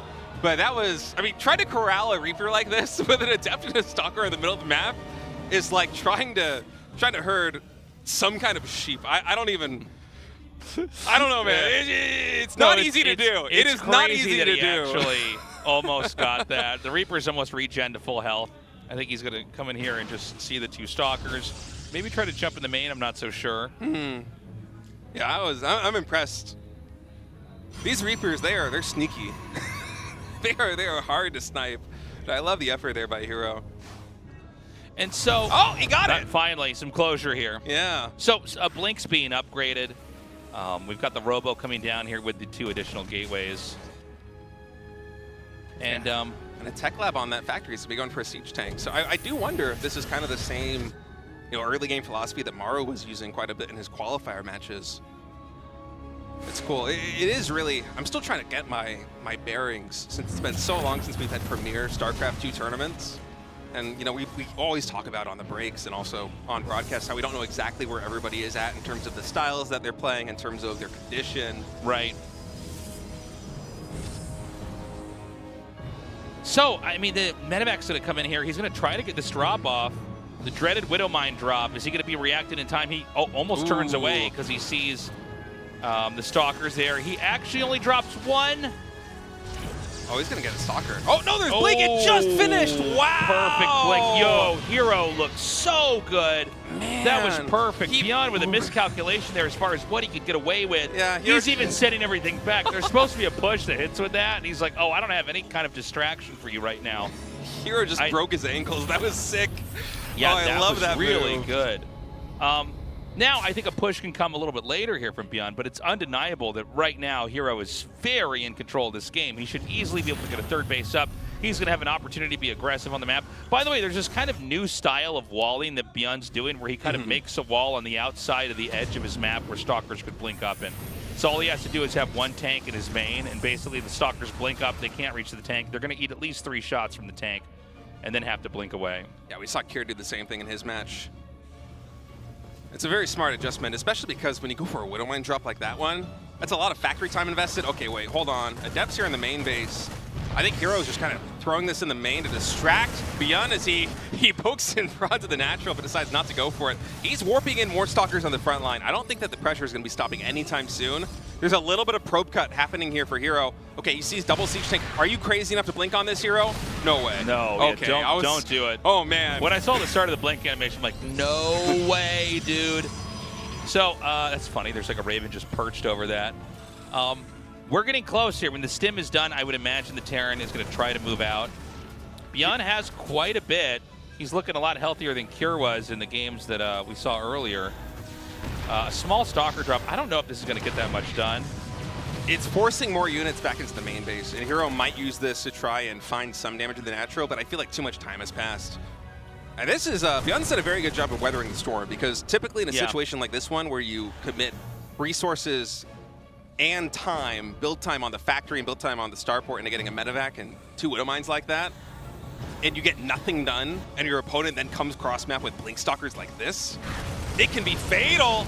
Oh, Hero coming in the natural expansion again is able to snipe that tank despite it being so far back. Yeah, that was entrenched deep in there, but he went in that with that blink. Did a decent amount of damage, but I think it's push time. Yeah, when Stimpack is done, Terran's got a lot more maneuverability here on the map. The pendulum starts to swing back, and then Protoss is the one that needs to kind of play here on the back foot a little bit more defensively. Now, Hero, his job is to basically try and kite and do as much damage as he can in this army. Ideally, he's picking off a Marauder, he's picking off a couple of Marines, but even just shelling this bio and draining those medevacs of damage will help when the inevitable push, when the push inevitably reaches the 3rd base. I mean, stims like this as well. These are the kind of things that you need here as Hero to try and slow the roll of the Terran, because the firepower here for ByuN, it's high. Hero, are you going to commit here on the low ground? Charge about 75% towards completion. Armor shredding missile right there on the Zealots. I mean, but the siege tanks are pretty far back, and that Colossus is also protected by the shield battery. So I don't think that there's actually enough here for ByuN. I feel like Hero's got quite a lot. I think he's going to try to push regardless. I think the tanks are, yeah, like you were saying this earlier, Steve, they're like a little bit too far away. I think ByuN has to retreat. This is the sign of a good player. He gets that far and he goes, this isn't going to work. I'm in too deep. I've been over my head. I got to just head back home. Now, this is going to allow for a counter follow-up here from Hero. He's going to try to pursue this. The Widow Mine is planted to kind of sandbag progress.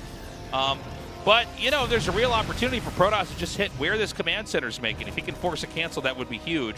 Oh, he wants to get that. He wants to get the Warp Prism so bad. Hero using the terrain to prevent any hull damage there. I would be surprised if Hero didn't do another Warp and commit to an attack, because that was a lot of damage. You know, hit points damage on this bio that only just now is getting healed up by these medevacs. These medevacs, you can see them very low on energy except for the couple that just popped. And Hero's the kind of player that usually tries to find at least a little bit of value with his army in a situation like this one, but he's playing kind of conservatively. He is postured in front of where the Terran army is.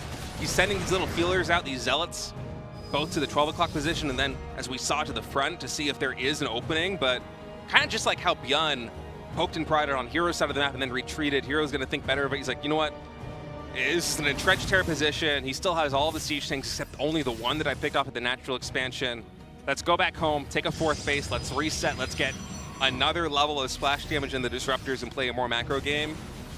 And this is really exciting because, you know, the games have been really fun so far today, but I feel like we haven't really gotten to see any of these guys play really a proper macro game. The closest thing we got to it was, I think, like, what, an 8-Rax push from Cure? So, or from ByuN, excuse me. So this is gonna be really fun. I'm excited to see where this one's gonna go. So it seems like ByuN's going to try to move out on the map again. Does snipe that observer. They're both mobile right now, although one tank sieges, so it seems like ByuN suspects there's something close here. I don't know if any of these Zealots are going to get hit. Yeah, somehow they glide right by. Now there's Marauders and Marines over here, and so he's going to have to turn around. Hero can't actually stay there for much longer. He's going to try to set up for another opportunity for maybe a drop and even a warp in here into the main. The Vikings are going to come up. And, I mean, right now, ByuN is just swatting down everything that Hero is throwing at him. Recall here doesn't actually even save that many of the Zealots. I think only 3. And we're kind of waiting to see, like, can ByuN actually push anywhere? I think Hero did a great job buying time and delaying him and forcing him to go back and defend and to protect his own base before pushing out. All right, we're at the line of sight blocker. ByuN, I don't know if he knows how many disruptors we have on the field right now. Okay, he scans, he does see it. He's going to micro back. That's a pretty good connection, though. Hit, what, 2 Marauders, a handful of Marines? Also forced an armor shredding missile out of that Raven. By the way, I love Hero's vision on the map right now. Look at all these pylons and zealots just scattered everywhere. It's like he has observer coverage on half the map without any of the robo time. It's just beautiful. ByuN now navigating all the way down to the 6 o'clock position. Hero's trying to expand. Link forward there by Hero, trying to snipe some of these key starport units. Siege takes, again, pretty far back. There are 4 disruptors. Armor shredding missile pops once more. Vikings, I think they got 1 Colossus. They're diving, trying to get the second one. Stalkers are focusing them down. The disruptors are zoning away the Terran army. While Hero focuses down those Vikings, 1 Colossus will stay alive. And now, Hero, are you going to go for the engagement? It's really tough in this kind of choke position with the Nexus and also the terrain there on the top side. The Nexus was so low, it just goes down. ByuN is looking very strong. Another Nexus is going to finish as the other one's destroyed. It seems like Hero wasn't quite able to get in there and do the damage he needed to do. He's going to try to counterattack up here, and ByuN is running in parallel with him, trying to come up here and maybe meet him to defend. Over here in this base, the Zealots are pulled back. More Stalkers warped in. Disruptors and Colossus finally get over here. Guardian Shield triggered. Some big connects here with these Guardian Shields. Yeah, those Marauders basically on 1 HP. Man, I loved Hero just trying to race ByuN across the map all the way to this third base. He's like, you know what, I'm a little bit more mobile than you. I'm going to make this move. Okay, I don't think that we have any more Disruptor shots right now in the barrel, so going to be a pure Gateway Army charging in. There's so many Zealots, and ByuN is actually so Marauder heavy that they're doing a great job of dishing out damage and tanking it. These Stalkers now going to blink back. My God. At the end of the day, I mean, the dust is going to settle. ByuN's had an army supply, but that was a huge Disruptor shot to swing it back in Hero's favor. And honestly, even before that Disruptor shot connected, I felt that was a great trade for Hero. He traded mostly Zealots for a ton of bio, and he reset a lot of the starport units. Basically, every single Viking went down. That's why we're going back into double Colossus production. Soon with +3 ground weapons here for Protoss, and already 6 Disruptors on the field. That was a big momentum swinging fight for Hero. It wasn't a game winner, but man, I mean, the ball is in his court right now. Like, he can do basically whatever he wants. It's up to ByuN really to try and defend with really kind of weak upgrades. He has 1-1, 2-2, about 60% complete. Hero, he double expanded. He did lose that 4th base, but he has 2 more as compensation online now. You know, it just seems like ByuN has not been able to really get on the map and do anything after that initial attack. I mean, we saw the Nexus fall, but at this point in time, Hero's double expanded. He's going to reload with a lot of Zealots to come in here. If he can come in and maybe even deny this 4th base or push away the 3rd, that would be massive. Colossi coming out in pairs here, as well as Disruptors. He's got 6 in the map right now. I think he should be taking, yeah, the easy path around here towards where that sensor tower and command center are. Ground weapons level 3 finishing as this fight happens. All right, War Prism gets taken out immediately. Blink forward to get a really nice concave right there. Oh, these Disruptor shots be huge. Tasteless! Oh, so much bio going down. Hero just absolutely using a sledgehammer to break down this position. I mean, that was insane. Oh my goodness, the Planetary, though, got so much damage done on those clumped up Stalkers. He almost got the job done. Yeah, the Planetary. The Terran Disruptor. I almost didn't even notice, by the way, that was a Planetary. Yeah. I kind of was watching the fight. I'm like, wait, what is killing this? The Terran Disruptor, that thing just completely shelled those Stalkers. But still, at the end of the day, I mean, the bio count almost completely reset here for ByuN. He had 8 Marauders and 10 Marines the last time we had a look right there at the units tab. And the starport units, again, were effectively reset.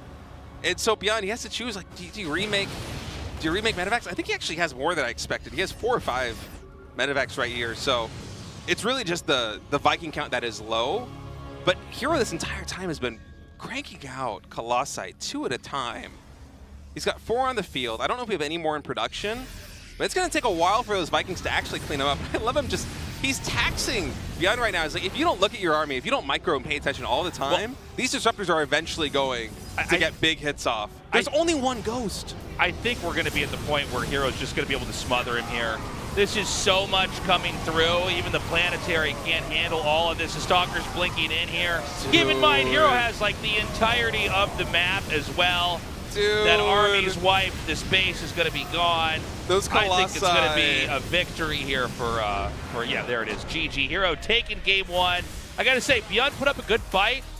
He was able to get in there and get his swipes. But at the end of the day, Hero just grew into the map as if he was like a Zerg. Yeah. He just had so much.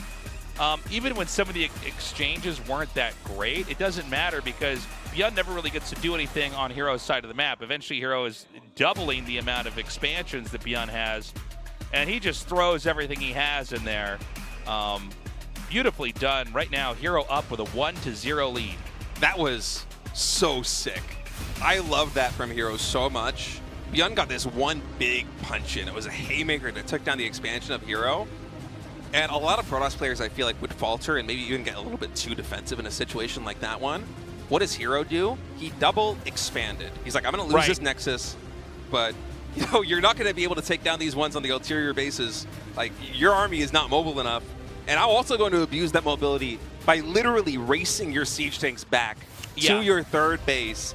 And, excuse me, seating myself in a position where I can disrupt mining, I can kill your SCVs, I can force an engagement that's going to go a lot better for me than it would if I was playing defensively back at home. And Hero effectively just trading Zealots for these critical Terran units and then making some really smart choices with his tech. Like ByuN losing all the Vikings and Hero cracking out Colossi 2 at a time, culminating in a awesome timing push to the fourth base. Hero looking on fire. He is one map win away from going to the round of 4. Will he defeat ByuN, or will we go to a map number 3?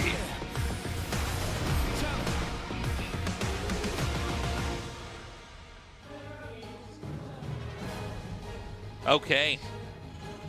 ByuN in the top right, Hero in the bottom left. Hero really showing an extremely powerful late game there. You know, it seems like a lot of times Terran have the ability to push and to kind of put pressure on you, but as long as the Protoss can kind of sustain that, really not that different from, you know, we see in a Zerg player playing against a Terran. You're kind of just trying to bob and weave and block and deflect attacks. And eventually you get to this point where you're so big, it's pretty hard for them to wrestle you down. And that's what, you know, Hero was able to do versus ByuN. Hero had to sacrifice one base. Some of the pushes looked pretty scary, but eventually, like, you get so many Nexuses as Hero.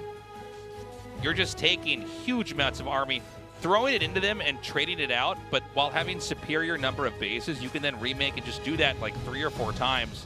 And there's not a whole lot they can do. Yeah, that was an awesome PBT from Hero. And that's the first real macro PBT that we have seen from him so far today.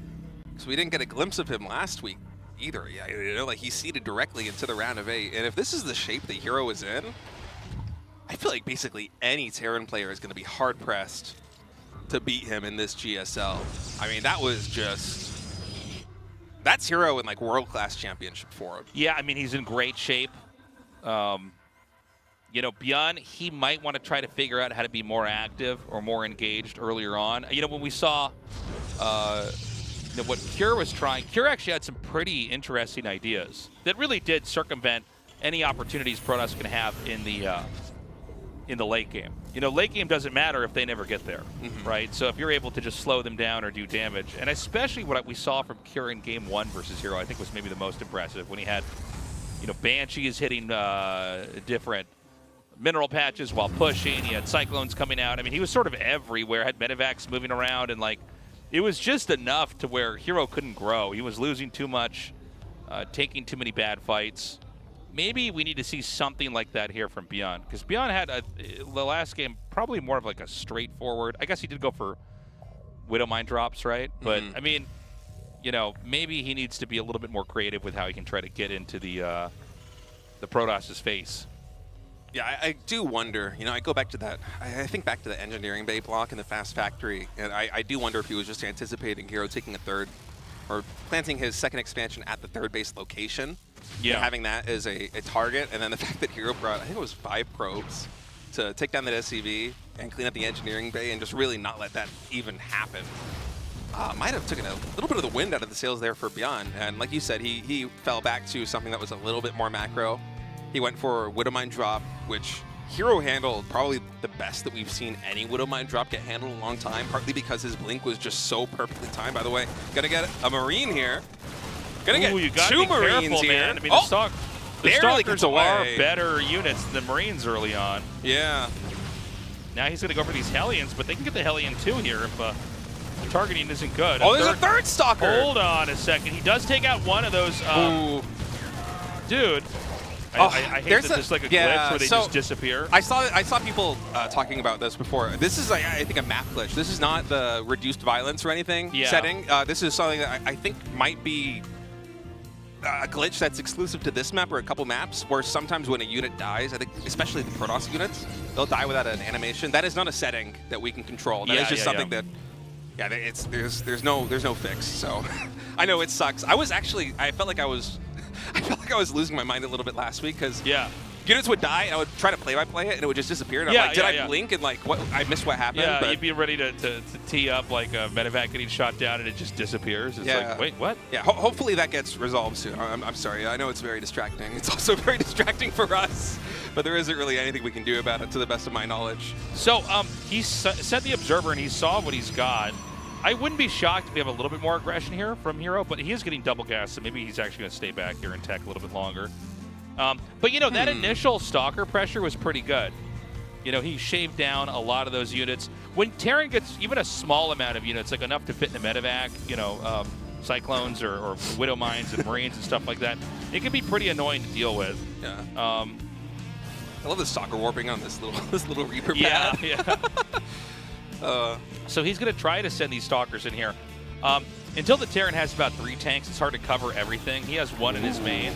But he can kill the SCV that's making that command center. That's actually a pretty big deal.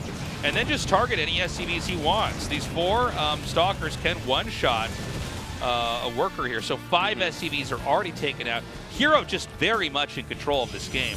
Yeah, Hero's playing a really nice game. I've got to say, the early games that we've been seeing from Hero have been very refreshing, both against Curie and against ByuN. Yeah. He's doing some kind of... I'm almost nostalgic for these builds. It reminds me of stuff that Harding would try to do early on, and early on. Heart of the Swarm and Wings of Liberty, where you have your first couple of units and just try to get some value. But I felt like PBT, over the course of time, kind of shifted away from that, where it was more like Protoss would almost beeline towards the Twilight Council and Blink, and that would really be, you know, the jumping board from which you would start your aggression as Protoss. But Hero in a lot of these early games, both against Curie and against ByuN, just finding these really niche scenarios where he's able to kill a depot with like an Adept and a Stalker, or take down a couple of Marines. And it might not seem like that much, but momentum in TVP, especially with the early game pushes, a lot of it comes down to, you know, if Terran's basically able to play perfectly and not lose any of those units, because the Terran army, once it reaches that critical mass, the very first critical mass with, you know, starport units and siege tanks and stim pack, and that critical first timing when you're pushing down like a 3rd base or you're hitting the natural expansion really quickly, that's often where Protoss players die. So for Hero in these early games to get these little tiny edges that not only, you know, kill some Marines or kill some SCVs, but also give him very meaningful scouting information, like in this game, spotting the fast 3rd command center, and the games against Cure, identifying that, you know what, you're going to let this depot go down because you're going for some kind of weird play with a Cyclone drop early on into Banshees. It's just very cool. Hero is coming into this GSL with a very well-rounded PBT playstyle. And some of these games, they have been a little bit hectic because of the curveballs that his opponents are throwing at him. But overall, Hero is looking just so rock solid at PBT that I'm really excited to see where he's going to go in this season. In this game, ByuN is going to be winding up for an attack in a little bit here. He's got his 3rd base set up, but he's not saturated it with workers just yet. Protoss is getting the 4th.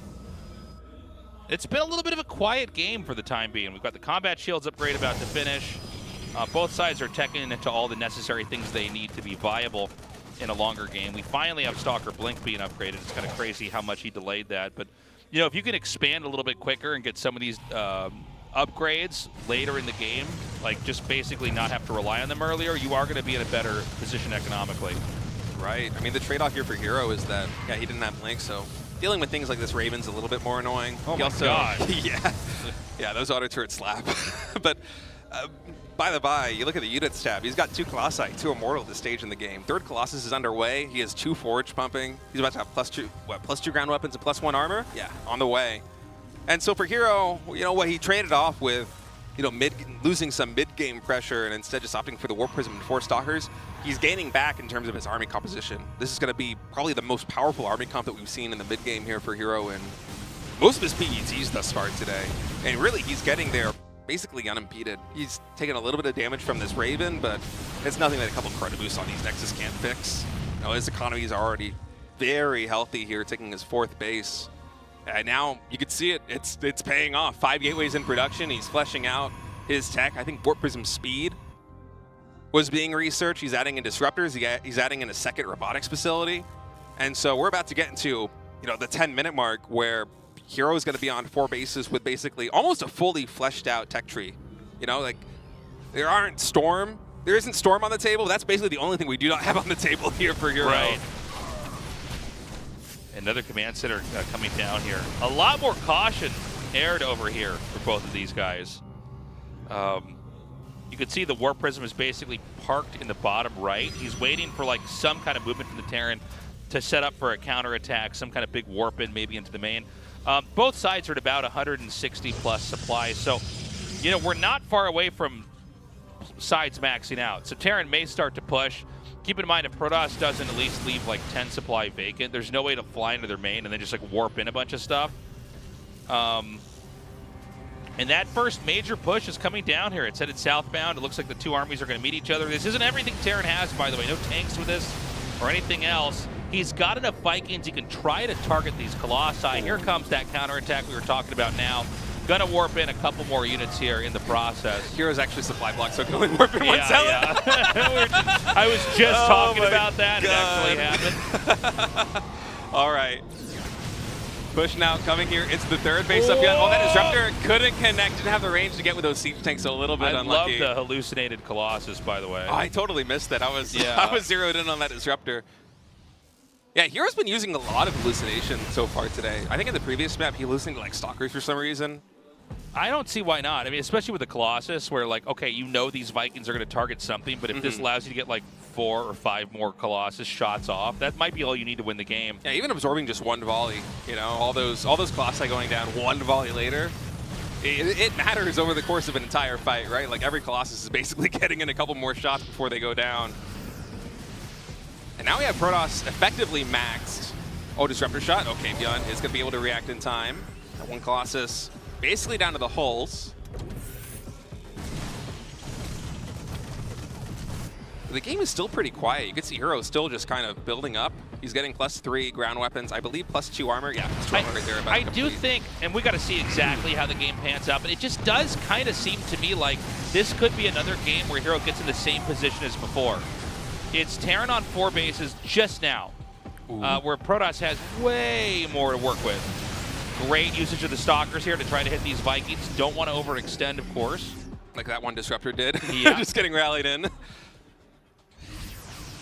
I feel like ByuN's playing a very good game so far, holding on, but he's got to be careful because he is spread a little bit thin. There isn't that much bio here to deal with this army. It's so many Disruptors, so many Colossi. Viking getting a really good arc, kind of using that tower to try and stay away from the Stalkers, but at the end, Stalkers are able to focus fire most of them down.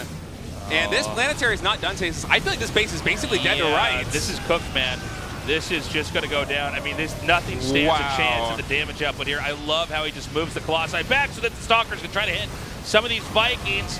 Eventually, he manages to take out nearly all the Vikings, and I think round 2 he could push right in here. Do not overextend. Yeah, the planetary could just end up melting all that. But another warping round. I mean, am I wrong about this? It seems like Hero is just going to charge through here and run this over. I mean, it was only like half of ByuN's army, right? We saw that massive reinforcement of Bio come in quite late, and so Hero was basically able to section off half of ByuN's forces because they were just isolated by this incomplete planetary fortress and take a really favorable trade. And now that means there's like a 40 supply differential basically between ByuN and Hero. Oh my god. Now with the Zealots coming in here, that should be too much. The Disruptor shot comes out, forcing those Marauders to go back. The command center goes down. I think this might be the twilight of this game. ByuN is in so much pain right now. I mean, everything is getting wiped out over here. It's going to be him back onto 3 bases with Hero having nearly half of the map. I mean, ByuN just collapsed under the pressure there. A lot of it for me goes back to him just having half the army there on the top side. And at the end, Hero could win it 2-0. Dude, Hero looks so good. He might win this season, actually. He looks extremely strong. Well, we're going to have an interview with Hero in a second here, see how he is feeling. He is the first player to move on into the round of 4. Yeah, and he did it in very convincing PBT fashion. 2-1 win over Cure, 2-0 win over ByuN. Cure with a little bit more of a crazy approach in his early games, was trying to throw a lot of wrenches in the machine of Hero, made Hero fight for it.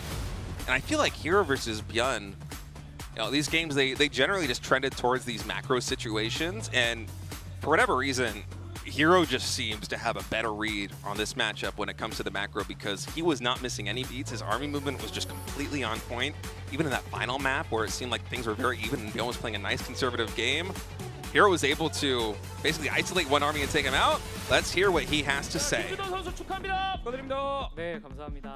Well, Hero, congratulations. You were able to make it directly into the second group stage, and now you are the first player here into the semifinals. How are you feeling? Well, since I had a lot of Terran opponents, I was quite worried. And I'm actually very pleased with my result, being able to beat 2 Terrans. And yeah, I feel like I exceeded my expectations coming into this matchup. 오늘 투테란 잡았겠다. 그런 자신감 여전히 유지되나요? Well, a lot of people these days in the GSL are saying that you are so strong, they feel like they cannot beat you. They feel like they're suffocating when they play against you. What do you think about that? And Hero says, well, I think they're basically just whining. But, since I'm actually showing some pretty good performances these days, maybe there's more truth to it than I initially thought, and I'm actually looking to win a GSL title.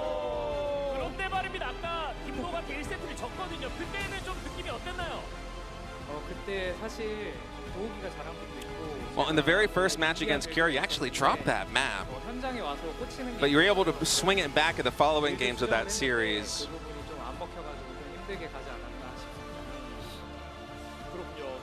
Here says, yeah, well, the first game was tough, and Cure had some difficult strategies, but at the last minute I was able to kind of fix some things in my approach and come through with a win.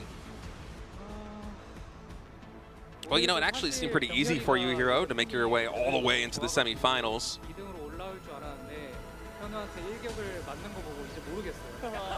And Hero's saying, yeah, well, Rogue's showing really strong performances.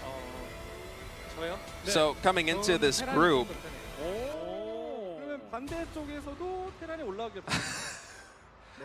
I believe he's saying he was waiting for a little bit worried about Rogue coming into this group, but he only had to play against Cure and ByuN, so things actually worked out in his favor. Sorry, it was a little bit hard picking that one up there. Well, in the other group we have a lot of strong players, classic Gumiho, Rainer, and Maru. Are you prepared to face Maru in the round of 4? That is a potential matchup for you. And he says, I feel like I can take on any of the Terrans, but personally, Hero would actually like to play Gumiho in the semifinals. And ask him for a nice shout out to his fans, and he says, I'm really grateful for all the fans that have come to the studio to cheer for us in person. It means a lot to me. It was a long time between GSL seasons, and so I want to have a good performance here. I'm happy to show a good performance for my fans, yada, yada, yada. Bada bing, bada boom. Dude, he looks really good. That was really Hero incredible. Looks really strong. I like the way that he approaches it, kind of just staying back, making it really impossible for the Terran to do anything in that late game. I think if Terrans are going to be able to grapple with him and take him down, they basically have to get they have to stop him before he starts, right? They got to figure out a way to get in his face and slow him down. That style looks really strong. It seemed like it was basically Cure's MO in that series. He was going for some really quirky builds. That's why he was able to win game number 1 with the delayed he was Banshees. very interested in killing a lot of workers early on and forcing the Stalkers back and basically keeping the Protoss off his back. But yeah, Hero's going to be one of the 4 players here in the Final Four. So we've got 3 players left here in Group A. One's about to be eliminated. At the end of the day, we're going to have one more pass on. We will be right back.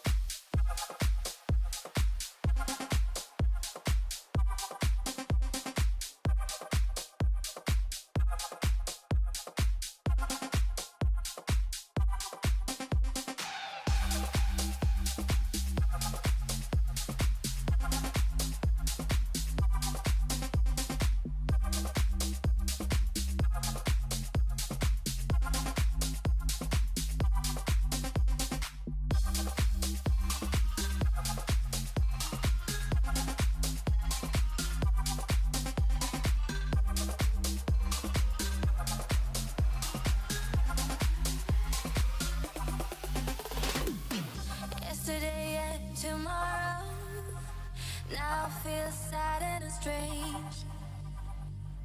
I was here every day, but then you just walked away. Silent, silent and gray. Yesterday and tomorrow now feels sad and strange. I was here every day, but then you just walked away. Silent, silent and gray.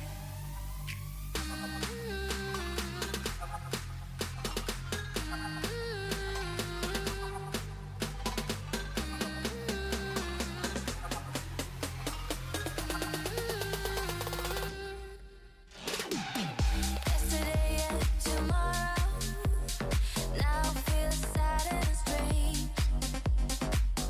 I was here every day, but then you just walked away. Silent, silent and gray. Yesterday and tomorrow now feels sad and strange. I was here every day, but then you just walked away. Silent, silent and gray.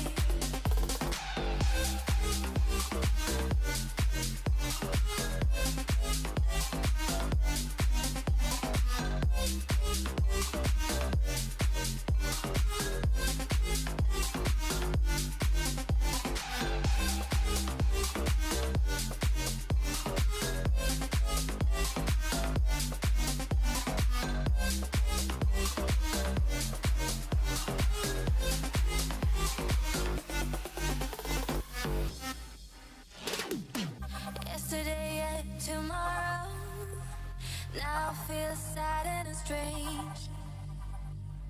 I was here every day, but then you just walked away. Silent, silent and gray. Yesterday and tomorrow now feels sad and strange. I was here every day, but then you just walked away. Silent, silent and gray.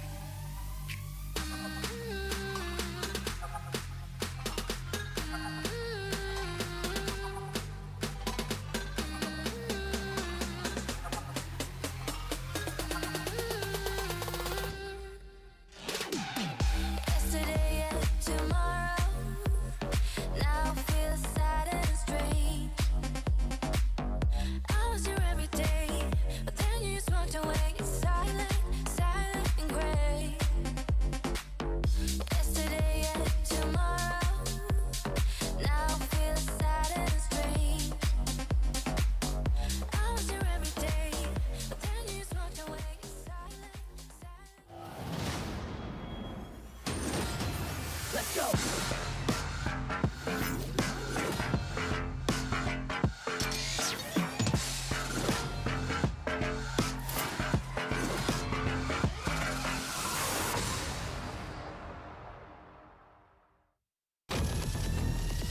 What's up, everybody? We are back, and it is time to knock one of these players out of the Group A round of 8. Yeah, Cure versus Rogue here in the elimination match, which is maybe a sentence I am saying for the first time and only time. Yeah, because you know, this is kind of insane. This is a stacked group. I can't believe that either Cure or Rogue will be the first player eliminated here, but Yeah, it's kind of crazy. Wow. I thought Rogue was going to look a little bit stronger, but ByuN really got the upper hand there. I could be wrong. I think Cure is supposed to take this, right? it's hard to say because I feel like Rogue looked a little bit. He didn't play at his appropriate power level, it felt like, against ByuN in that opening series. ByuN just, in game number 1 with that Arax, was able to build just enough momentum when Rogue was trying to go high tech and get basically his full potential unlocked. And then the momentum was too much and he fell apart because ByuN was killing him with an 8-Rax. And then in game number 2, ByuN came out with almost like this rabbit out of the hat of this 3-factory push, which Rogue did not see coming, and it just completely swept his feet out from under him. And so those 2 games, obviously Cure and all these other guys here in the GSL, they're going to go for 8-Rax in one of these games. Like, that is just something that you very often will see. But Rogue can hang with that build. We've seen it against Mara where it was very, very close. So I don't know if that versus ByuN was a fair litmus test. I think really either of these guys can take it. And here, they're fighting for their tournament life, like Tasteless. One of them is getting eliminated. I think Rogue is going to be a hard player to knock out. This might be the most epic series of the night. Let's see what they got. Cure vs. Rogue starting now.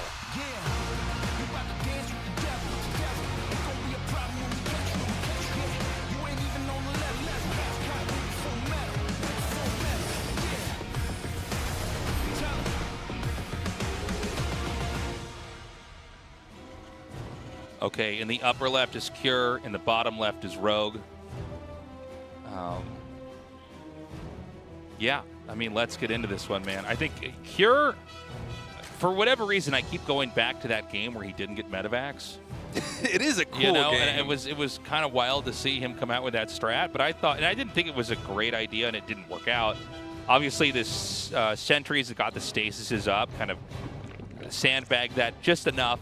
Oh yeah, the force fields at the third force base, right? fields, that's what I meant to say, yeah. Yeah. You know that really, if you do an SCV pull, you have to do the damage like immediately. The SCVs have to immediately get up there and get in the front. Better late than never, that's right. Welcome. Finally. What does the one in the back say? I don't know, I was trying to read it. I couldn't agree. I'm sorry. Well, sorry you're deciding to get read. Our reading skills are not that good. No, but the point I was trying to make was it was interesting to see him pick a kind of weird build like that. But the other strats that Cure went for, I thought were pretty good. And so I want to see how he's going to play this TVZ out here. I actually thought it was really. I'm sure there's a reason that he went for it.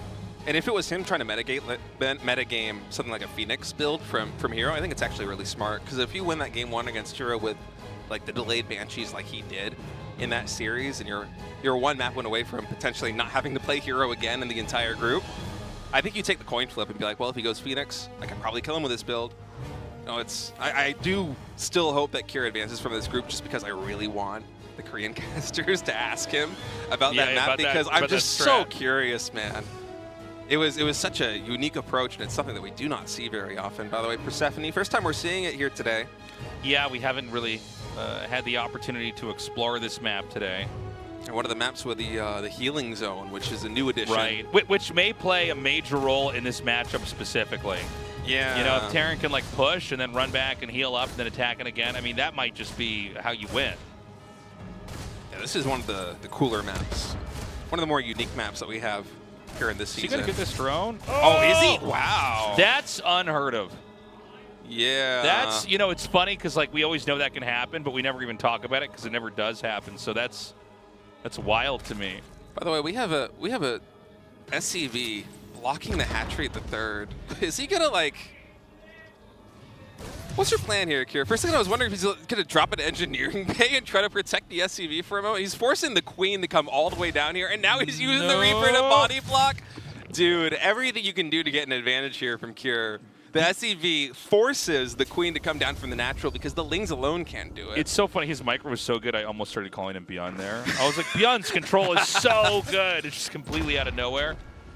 Dude, even using the grenade, because the Queen's sitting at like 40 energies right now. It's like, no, Yeah. it's going to take you 1 or 2 more seconds to either inject or drop a creep tumor. Yeah, yeah. He's doing so much to slow him down here. Yeah, it's awesome. StarCraft is such a cool game. It really is. You know, there's so many little things you can perfect and work on and hone to make it so good. Yeah, I have to say that Kira, I know that he's here in the elimination match, but he's coming out with some very creative little tiny plays. Like the SCV there at the third base to delay the hatchery and force the Queen to have some idle time is really cute.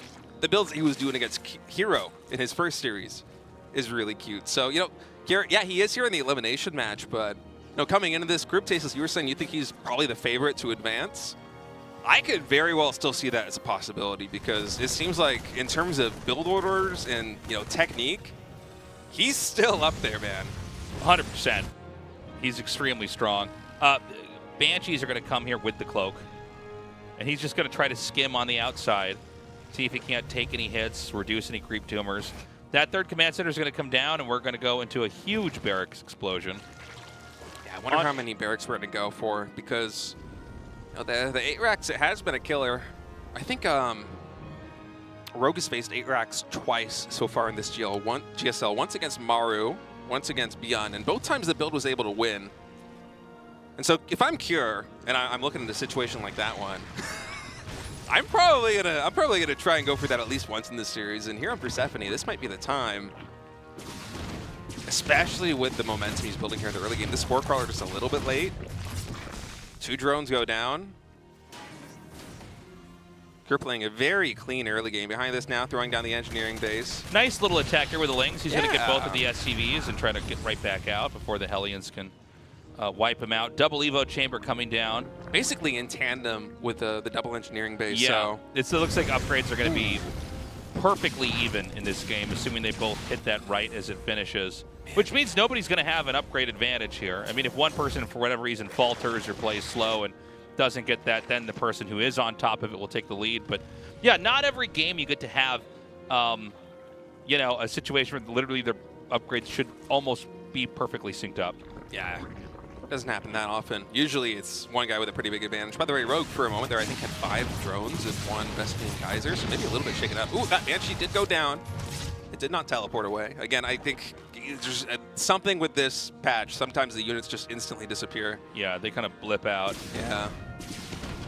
It's one of the things that, like, you see it once and it's on your mind, and then you just notice it every time it happens. It bothers me a little bit, but it is what it is. And now we have additional barracks coming in. So we have five racks here for Cure. Will we have a 4th command center or 3 more barracks is my question. Yeah, I mean, it could be either one, right? I wouldn't be shocked if this becomes some kind of a push here. By the way, the 5th base is being taken all the way in the very, very, very bottom right. I don't think that's going to be a location that can easily be pushed. Maybe Kier will try to drop it or something like that. It does have the speed zones. We have seen like Stim Bio and Medivacs just absolutely zoom through those areas of the map to snipe down hatcheries in the past. But really for Rogue, I mean, you don't have much more option to try and expand besides going to the bottom right here on Persephone, because otherwise you're just expanding directly towards your Terran opponent, which is a scary thing to do, especially against somebody as good as Cure. And yet, Tasteless, 3 more barracks. Let's do this. It's going to be push time. Right now it is Mass, Ling, and Bane here. The Terran going to try to inch in here and wipe out some of these creep tumors, letting that creep dissipate. Small Ling counter is going to be cleaned up. Yeah, the militia get summoned there, all the SCVs. Yeah, citizens arrest there. Yeah, 3 more barracks in the armory, finishing just in time for 2-2.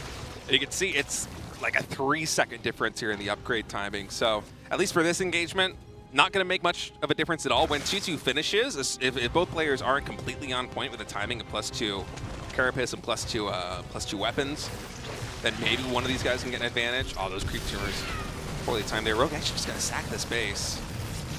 Yeah, I don't think Rogue can save this one. I mean, it does make sense. I think it's smart of him not to overextend, because you look at the choke point, the top left of this expansion with the siege tanks right there, that's a tough angle with no creep spread to try and push in. And Rogue, he's been really good so far in this entire GSL in finding value with these Ling counterattacks, but... Oh, and part of that's because he's got this little changeling. Yeah, he's got a spy here. Yeah, he doesn't see this at all. So, Oh, big Ling no. counterattack's gonna run in. Yeah, that changeling paying dividends right now. Great surround right there. Oh and now my the Bailey's coming into the God. third base. A lot of SCVs going down on the minimap. You can see Kier, he's posturing outside of Rogue's base. He's going to start pushing into the Zerg pretty soon, but Dude. so many SCVs are falling. This is way more than you expect. Usually when you do this kind of 3CC push, you don't have a lot of defense back at home. You might be able to get away with losing an entire mineral line at the third, because eventually you're going to resaturate that from the main base.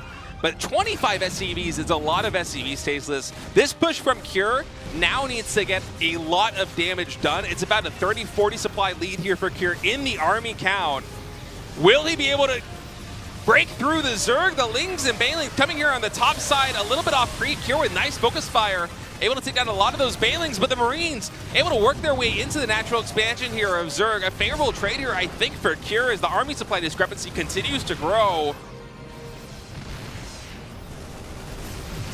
Now, Cure hasn't fully equalized just yet, but the momentum in terms of army is absolutely in his favor. Oh my god, he's dropping back here on the high ground again. And Roki can't engage. He's going to try once more. The Banelings off creep. They won't be able to find the connections.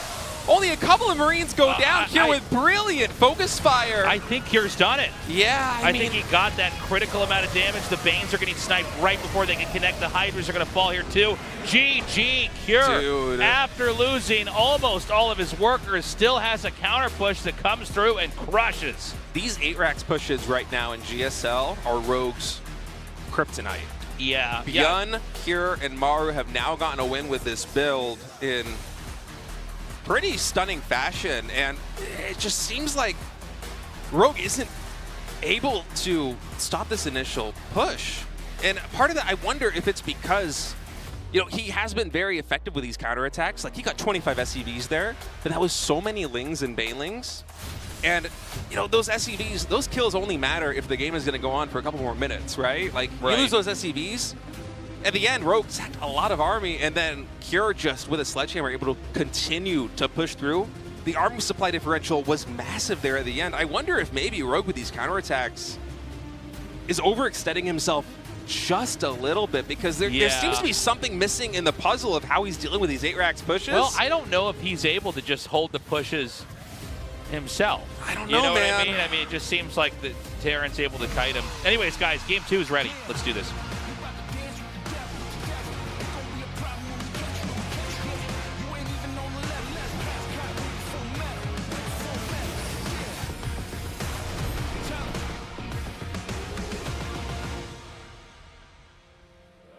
All right, Cure spawning in the top left, Rogue in the bottom right here on Maganatha. And I think back to, oh, you can see Rogue right there kind of in the back of his chair. I mean, this is not the day at the GSL he's used to, right? I mean, Rogue has literally been the world champion several times over.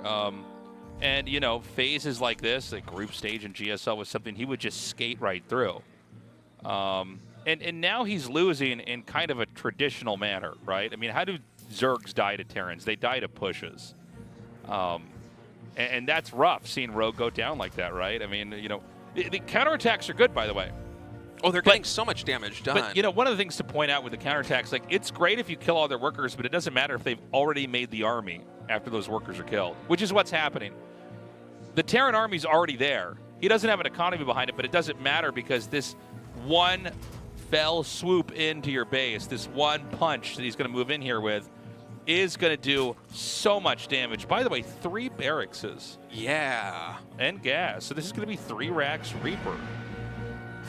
With the wall here at the natural expansion, Rogue is not going to know about that 3rd barracks until Cure basically decides to show his hand in terms of units. This is a cool mix-up here.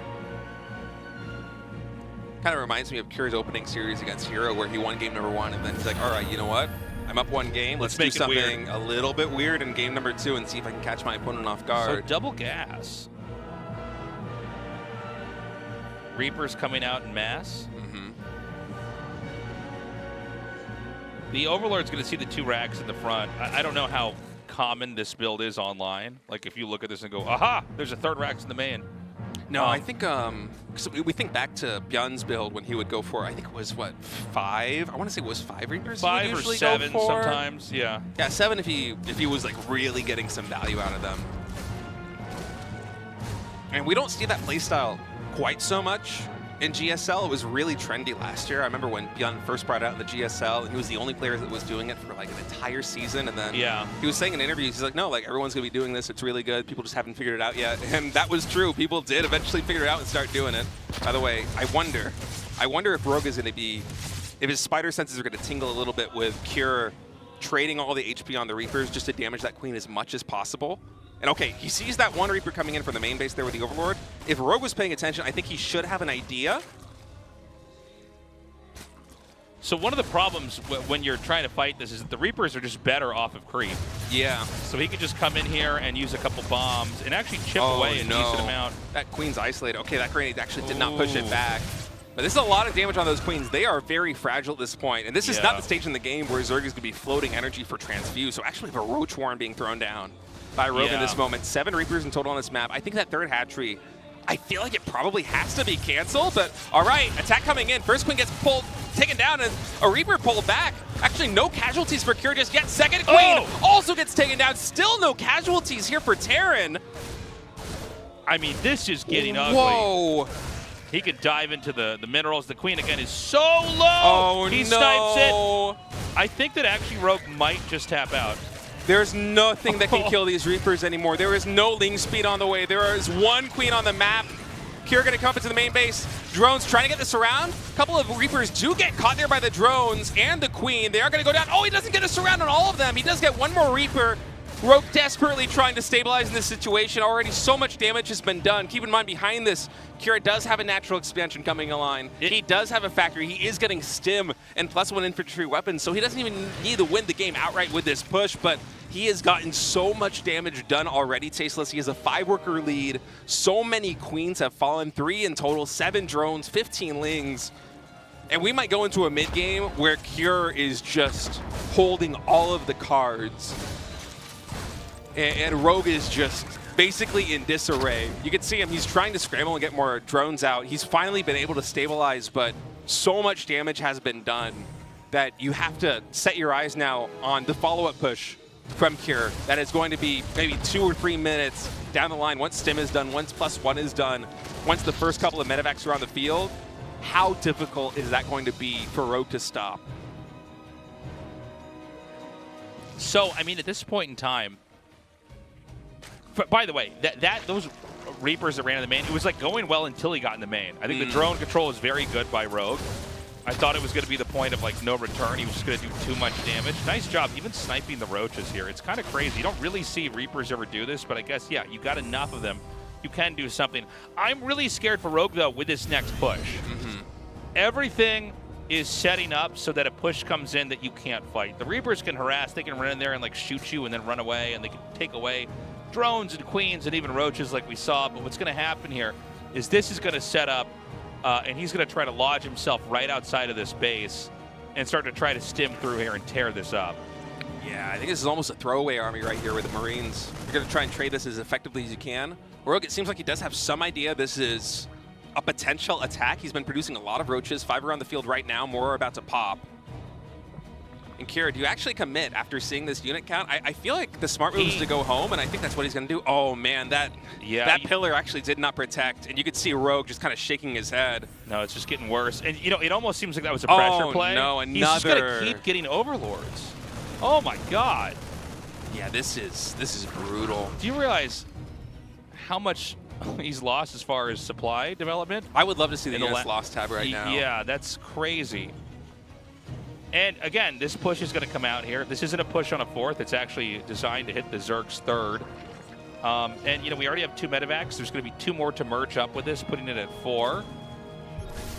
This is enough Marines that we can start to trade with these Roaches now. Cure stimming forward, focusing down the Roaches, focusing down the Queen. +1 weapons is done, so these Marines are dishing out a ton of damage. The Ravagers are like balloons ready to be popped. There's so much damage in this army. Dude. GG is called, and Cure riding the momentum of that early game to go to the final match. You're just looking nasty, man. Oh, I feel for Rogue. That was, I gotta say, I'm so impressed. The Reaper play was great. It was kind of sad to see Rogue get beat up like that, but it is a testament to where Cure's at in his TVZ. And that was a clinic in TVZ, and what a cool build to come out here with in game number 2, and just never stop pumping the gas. So Cure's going to advance. He's going to play against ByuN in the final match, and Rogue just looks broken on stage right now, man. I mean, the frustration of that last game must be so huge. It felt like everything that could possibly go wrong went wrong. Yeah. Heart breaks to see it. But guys, we're going to go to a short break. When we get back, the final match of Group A, Cure versus ByuN. Don't go anywhere.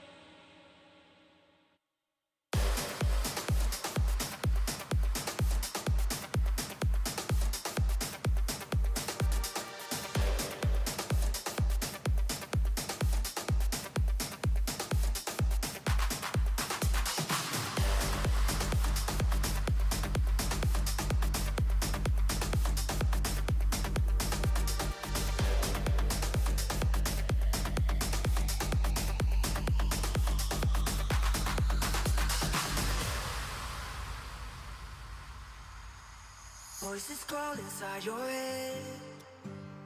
Remember all the words you said. Look inside and you will find the strength to carry through it. So I say never give up, never give in. I want you to do something right, do it to win. Indestructible, yeah, indestructible.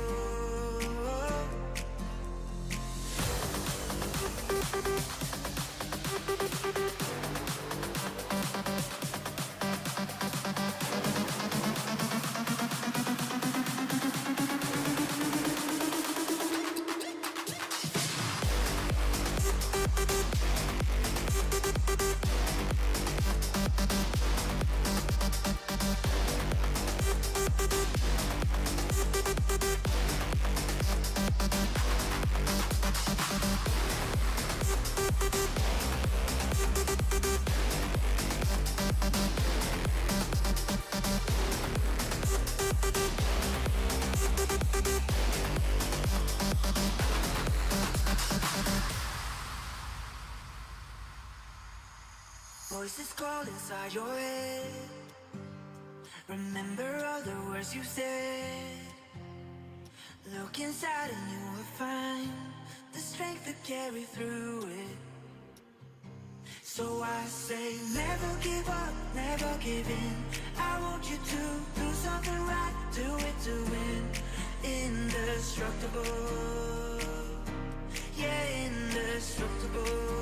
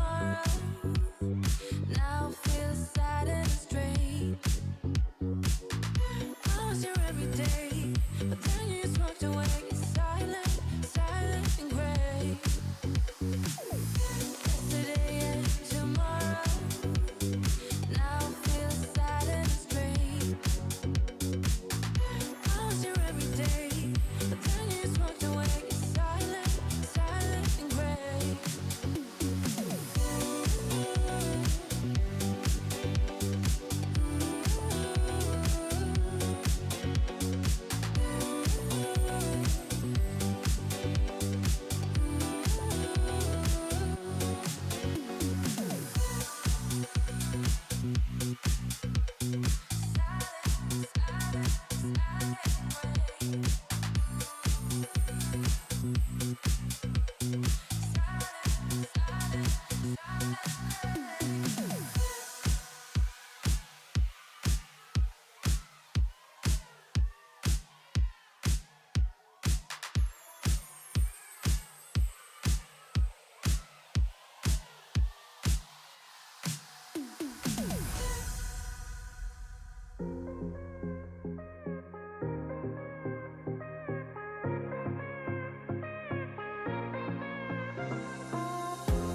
me up, give me up. You cry for everything, you don't cry for love.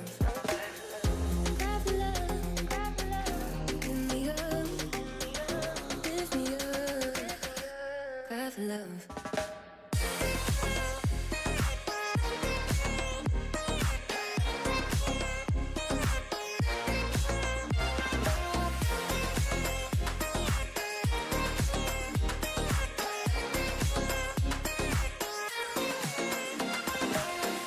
Give me up, give me up.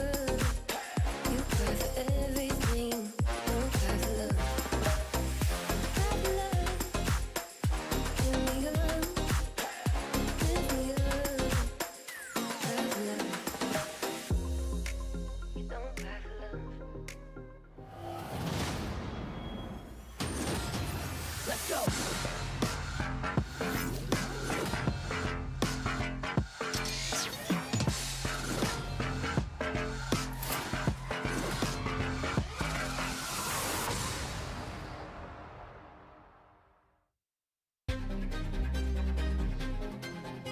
Welcome back, everybody. It's time to close out Group A here. It's going to be a Terran versus Terran. This is Cure versus ByuN.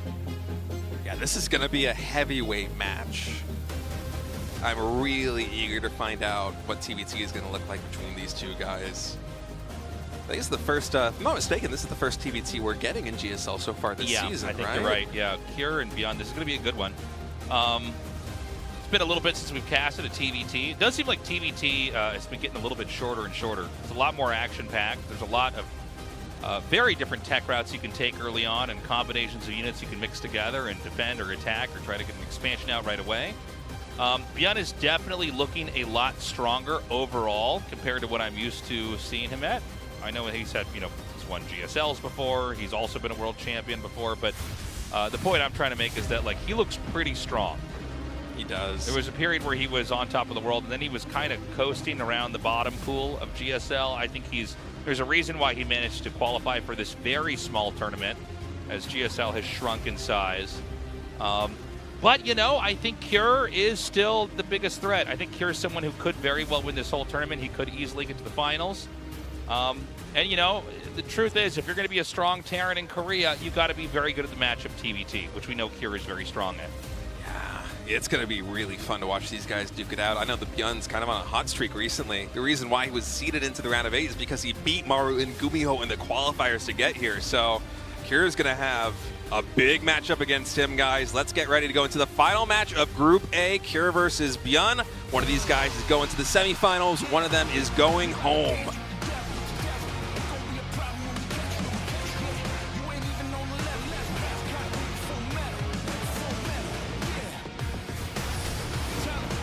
Yes! That is. Wait, actually, whose is this? I don't even know. Even on red? okay. Yeah, okay. Yeah, which one is it? Usually on our monitors, one of them shows the player names, and this time we had a little bit of a mystery in terms of who's proxy raxing who. But shouldn't we have known that was ByuN here? Yeah, you're probably right. So it's 2 racks, not 3, I believe.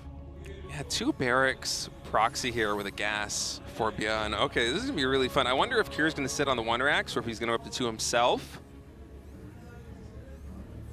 Man, ByuN right out of the gates. We've had some of these matchups where I felt like Kira versus Rogue, for instance. I was getting myself ready for a long Ultralove for GSL. Thank you. Ultralove back to you. Ultralove all around. I was getting myself ready for like a long, dramatic late game TVZ, and then it absolutely was not that.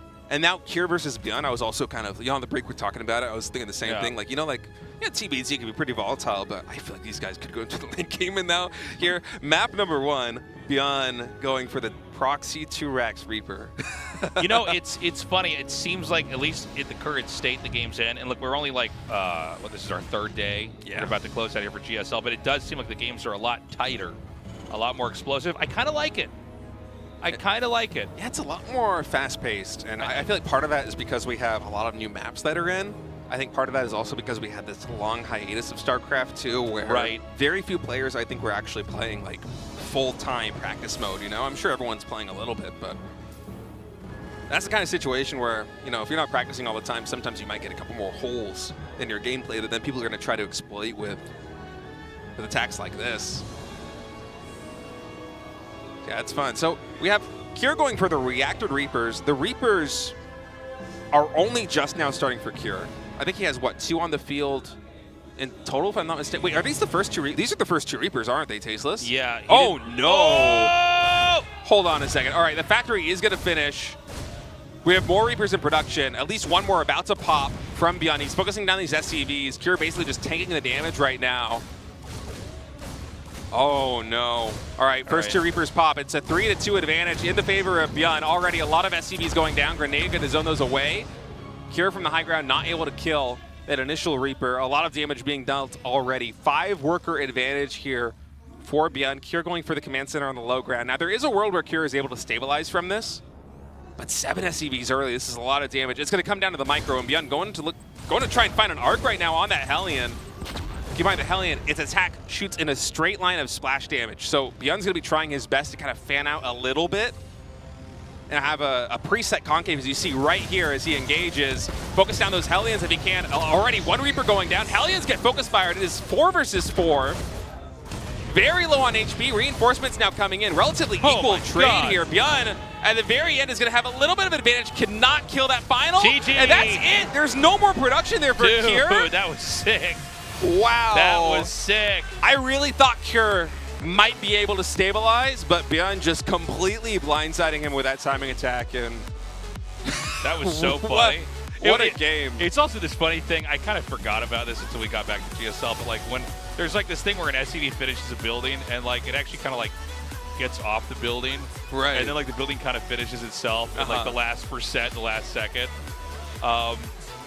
Anyways, that was really, really impressive there by ByuN. Yeah, Cure just took a little bit too much damage. Wasn't able to keep up with the production. Seemed like it might have been an even trade for the 2 Reaper lead there. In the end, it gave us the quickest victory of the evening here for Group A. Yeah, that was a speed run of a match. All right, now on to our map 2. Say it with me, State. Maganatha. Set number 2. ByuN 1 map win away. Now, what's he going to do in game 2? I mean, I doubt he does that again, but he could. He could go 3-Rax Reaper, you know, something like that. Just keep adding more racks. Yeah. If 2-Rax Reaper works, surely like, 3-Rax Reaper is going to be better. 4-Rax Reaper. I don't even know if I can sustain that. We're going to go into this game now, guys. It's loading up. Cure up against the ropes right now. ByuN with a 1-0 lead.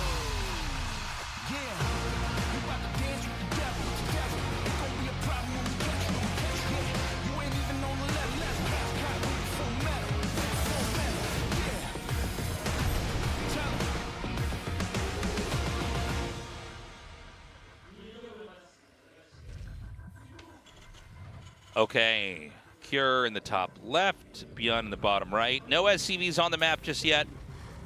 So no proxy Rax Reaper this time around. Yeah, no shenanigans. No shenanigans. I don't know why I'm fumbling my words so much today. It's more than usual. Maybe I need one more coffee. And sometimes, yeah, if I've been casting a lot, like I'm doing ASL the same time as this, and it's like, yeah, I don't know, it's like my mouth is tired or something. Anyways, we're going to go into gases on at least one of the sides here. I'm sorry. It's actually, no, excuse me. It was just a little bit of a different ordering here. So we actually have gas already coming in here for ByuN. Cure got his gas, but he got a little bit later, and he's going to get a second Rax. Oh, is he? He might just be scouting. He's like, wait, what if Cure does the same thing to me that I did to him? It's just projection. Projection guiding ByuN through the early game here in game number 2. It's been so long since I've casted a TVT, honestly. And this is one of the things that happens when there's a long break, at least for me, is usually when there's a long break and we change StarCraft 2 where we have a patch like we did some time ago, and there's new maps that come in. Usually what I hone in on in a situation like that is, you know, the matchups TVZ, PBZ, PBT, but you don't think so much about the mirror matchups. And so Right.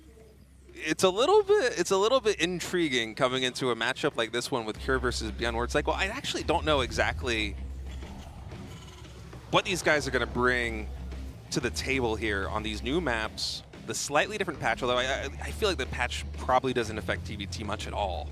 But Yeah, you never Yeah, know. it's- You know, they could change a couple things around, and you know, Right. it totally can. One thing, you know, because I'm casting ASL the same time as we're doing GSL, God, the StarCraft 2 mirror matchups are so much better. is that true? They're- I yeah, don't, they're I just- don't really follow Grid Wars, so I They're don't know. just like a lot more dynamic. There's a lot more that you can do in each of them. You know, like there's a lot of variety in the way that people play TVT and the openings they have. That, you know, compared to like, let's say StarCraft 1 Zerg vs Zerg, where you can only get Zergling, Scourge, and Mutalisks. You know. Looks like ByuN's command center is going to finish, but a second Reaper is going to come in here. I think that SC is going to go down. ByuN was not Oh, expecting my God. this. I love that he tried to run through it too. That's so funny. Yeah. It's like that's never the answer. And the barracks made an add-on now, so this factory, it's going to be a couple more seconds till those Hellions come out. So a little bit of tit for tat now. It's Cure getting damage done. Oh, those SCVs almost made a citizen's arrest on that one Reaper. They almost got this around. That was so funny. We saw Reaper loop all the way up through the main and then jump back out with It's like, the rest wait, of them. the SCVs are already fighting, guys. I'm getting out of here. So he's making his own command center here on the low ground. 2 Hellions are out. There is a moment where he could try to come in here and kill this. Ooh, Reaper's lined up a little bit Oh, right there. Some God. good shots for the Hellions. Somehow the Dude. Reapers aren't killed. That's kind of insane to me. Yeah, but also the SCV just died right before the command center went down. If ByuN had a little bit of a better RNG and that SCV was like on the bottom right side, maybe this command center would already be done, but we're about to have 1 Hellion and 6 Reapers knocking on the doorstep of ByuN, who has a couple of very badly injured fire cars here. Top of this ramp. SCV's trying to repair him up. I mean, this is pretty scary right now for ByuN. There's no easy way to fight this. Reinforcements are going to come down here. The Hellions, I mean, if they could just line this all up, it would be perfect. I don't know. Okay, that's enough Hellions probably. Yeah, that's a lot of Hellions. Actually, I love Cure with this 1 Hellion just trying to absorb the damage, force ByuN to focus fire. What am I seeing right now? He's actually going to win that fight. Yeah, Cure with some really Dude. smart micro. I love that Hellion on the front line because it means that ByuN can't just A-move and try and hit all the Am Reapers. I crazy for thinking those Hellions are going to win that easily? I don't think so, but just Cure with that beautiful arc, Yeah. forcing, and then also with the Hellion in the front, it makes the micro battle there really tricky for ByuN. And Reapers, you know, they do a lot of damage against Hellions. You can see that one just kind of get melted right there on the front line. I think eventually ByuN's going to be able to clean this up, especially now that he's able to get some shots with meaningful splash damage. But there is a Cyclone also reinforcing, unfortunately a little bit late to the party, so it's kind of gonna clown on these Hellions, but it wasn't there to support everything else. That Hellion able to skirt past that depot and survive at least a little bit longer. Probably an auto turret going to drop down. Maybe that will be able to corral. He's not watching. Oh no, but there's no way it dies, right? Okay, half HP on that. Half HP on that Raven. Man, I'm getting some heart palpitations watching these early game it's TVTs. already such an action-packed game here. I wasn't expecting either of these early games to be as explosive with the Reaper Hellion play as we're getting. It's but kind of wild, man. yeah, I feel like this day of GSL in particular, basically every series has been so gung-ho. Like, these guys are coming out of the gate just ready to battle. Almost every single map. It felt like today we didn't really hit our stride. Like, I wasn't warmed up until like the 3rd series of the Right. day. And now here we are, getting ready to close this one out. ByuN one map went away from going to the round of Fear. Cure fighting for his life.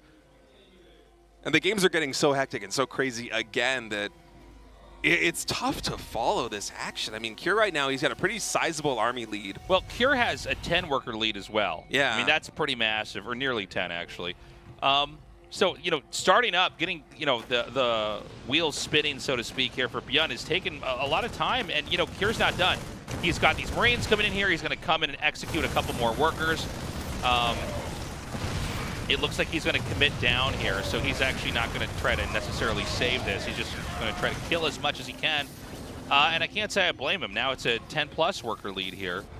For Cure. Now, there's a counterpunch that could be set up here for ByuN. He's got a lot of Ravens, by the way. Yeah, Ravens Oh, with my interference God. matrix. He scans and see that he's leaving. Now, oh, no, I'm sorry. Oh. I thought he was leaving. And he has left with some. Okay, so it's like he's left with half of his. Okay. Now he's gone. Maybe that was like a bad control group or something. It looked like, you know, he wanted to send everything out. But this drop could hit at a really important moment. The bunker is going to finish. There's a Cyclone over here. Keep in mind, Stim is about to be done. And the drop from Cure should basically activate a little bit before the push actually will. There's not really a lot to defend over here. Oh, he has a siege tank in here with his two siege tanks. So he can basically camp infrastructure. Meanwhile, the push is going to come in here from the front. Oh, this is such an insane situation. All right, Interference Matrix is going to disable that siege tank. Auto turrets get dropped. Ravens quickly dispersed right there by the units on the ground. Marines focus firing them down. This bunker is repairing. The SCVs are able to keep alive. The tank is still alive. Tasteless somehow was able to survive and get some shots off. I mean, there's nothing that can really save the main base right now for ByuN. He's got a decent push coming in, but can he make it work with the few units he has remaining? This is such an insane situation. Right now, ByuN has basically no production. He just lost the factory back at home. And that's Cure, it. That's it. GG. I was going to say, Cure's still mining. What an insane end to that game. You do not always have games where you basically get in there and deny the infrastructure. But that was one of them. It's like, okay, and yes, he did deny the main from mining too, but really, he just killed the factory. The factory, the starport, and the barracks were all neatly stitched together in the main, and he was able to deny that. Beautiful game. God, these are so fast, so punchy.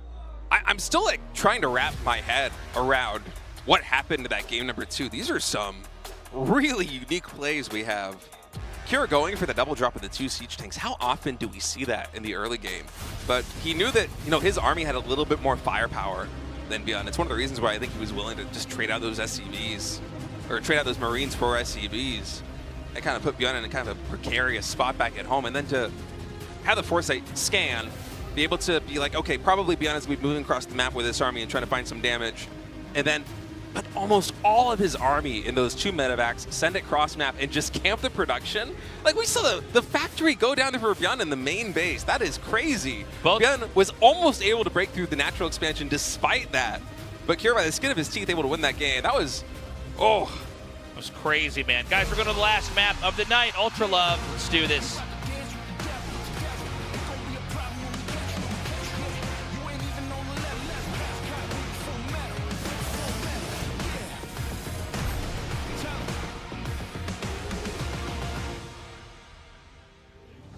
Okay. Cure in the bottom left, ByuN in the top right. Both games, we had Reaper aggression dictate the whole pace of everything. Whoever got their Reapers out first and got in the other player's face, as long as they controlled well, they were able to take the lead. Is this game going to be different? That's what I'm wondering. yeah, it does seem to be very important to both these guys' play styles here in early game TBT. Have a gas first opening here for ByuN. Just thinking back to that previous map, I can't say that I've ever cast a TBT that gets into a situation like that one where the factory is dying to siege tanks and Marines in the main base that early on. 3 days of Korea, 3 days of GSL. Welcome, welcome. Yeah, don't die, ByuN. Well, I mean, I think this really could go either way. These are so much more explosive than I was expecting. Yeah, these games, we were even saying, before, or I think it was maybe on break actually, like TBT seems shorter now. Like there's a lot more fights, a lot more scuffles early on. But man, even for us, this was way quicker. Yeah, the games today in GSL have just been a treat. We haven't really gotten a lot of like these long, epic macro matches, but we've seen so many unique and creative early game builds, and interactions, and just scenarios that you don't really expect to get into. It's been so much fun to watch. And I'm happy that here in game number 3, it doesn't seem like either player is going to be getting some kind of lead, like how ByuN was able to basically close out game number 1 with a Reaper Rush, and how in game number 2, Cure was able to take a lead and then hold on to that lead with some really clever tactics to secure the win. Here in game number 3, Cure versus ByuN, both of these guys, perennial contenders for top 4 in GSL. It seems like we're going to get a much more standard TBT. I mean, this is already for now, developing in kind of the way that I was expecting either Game 1 or Game 2 to develop, to be completely honest with you. Yeah, we don't have Reapers just blasted into the other side of the map. There is going to be a little bit of a Reaper harass here. He's going to try to get a kill on that SCV. This is another map where the units, it does appear that bug is still active here, where some units will just disappear instead of having a death animation. Yeah, again, that is not the reduced violence ticker or anything else. That is an option in the StarCraft 2 settings. It's just something that happens in some of the observing clients, which is a little bit unfortunate. Hopefully that'll be fixed by Season 2 of GSL, but we're moving at such a fast pace here that it's just something that's gonna persist, I guess. It is a little bit comical sometimes seeing these units die and just get sent to the Nether Realm by just teleporting out, but it is jarring. So a quieter TVT it is. Both sides just building up. We're having similar techs here. It seems like this is pretty much what you always get in TVT, unless you have the crazy stuff we had in the other games. Is going for the 1-1-1 post, quick expand here. I think the only real deviation we've had so far is that I think it was ByuN went for gas first and Kira did not, and Kira was able to pick off I think one SCV. And besides that, the builds effectively mirrored up until this point, where we have Kira going for a siege tank quite early and ByuN going for Cyclone and the medevac here.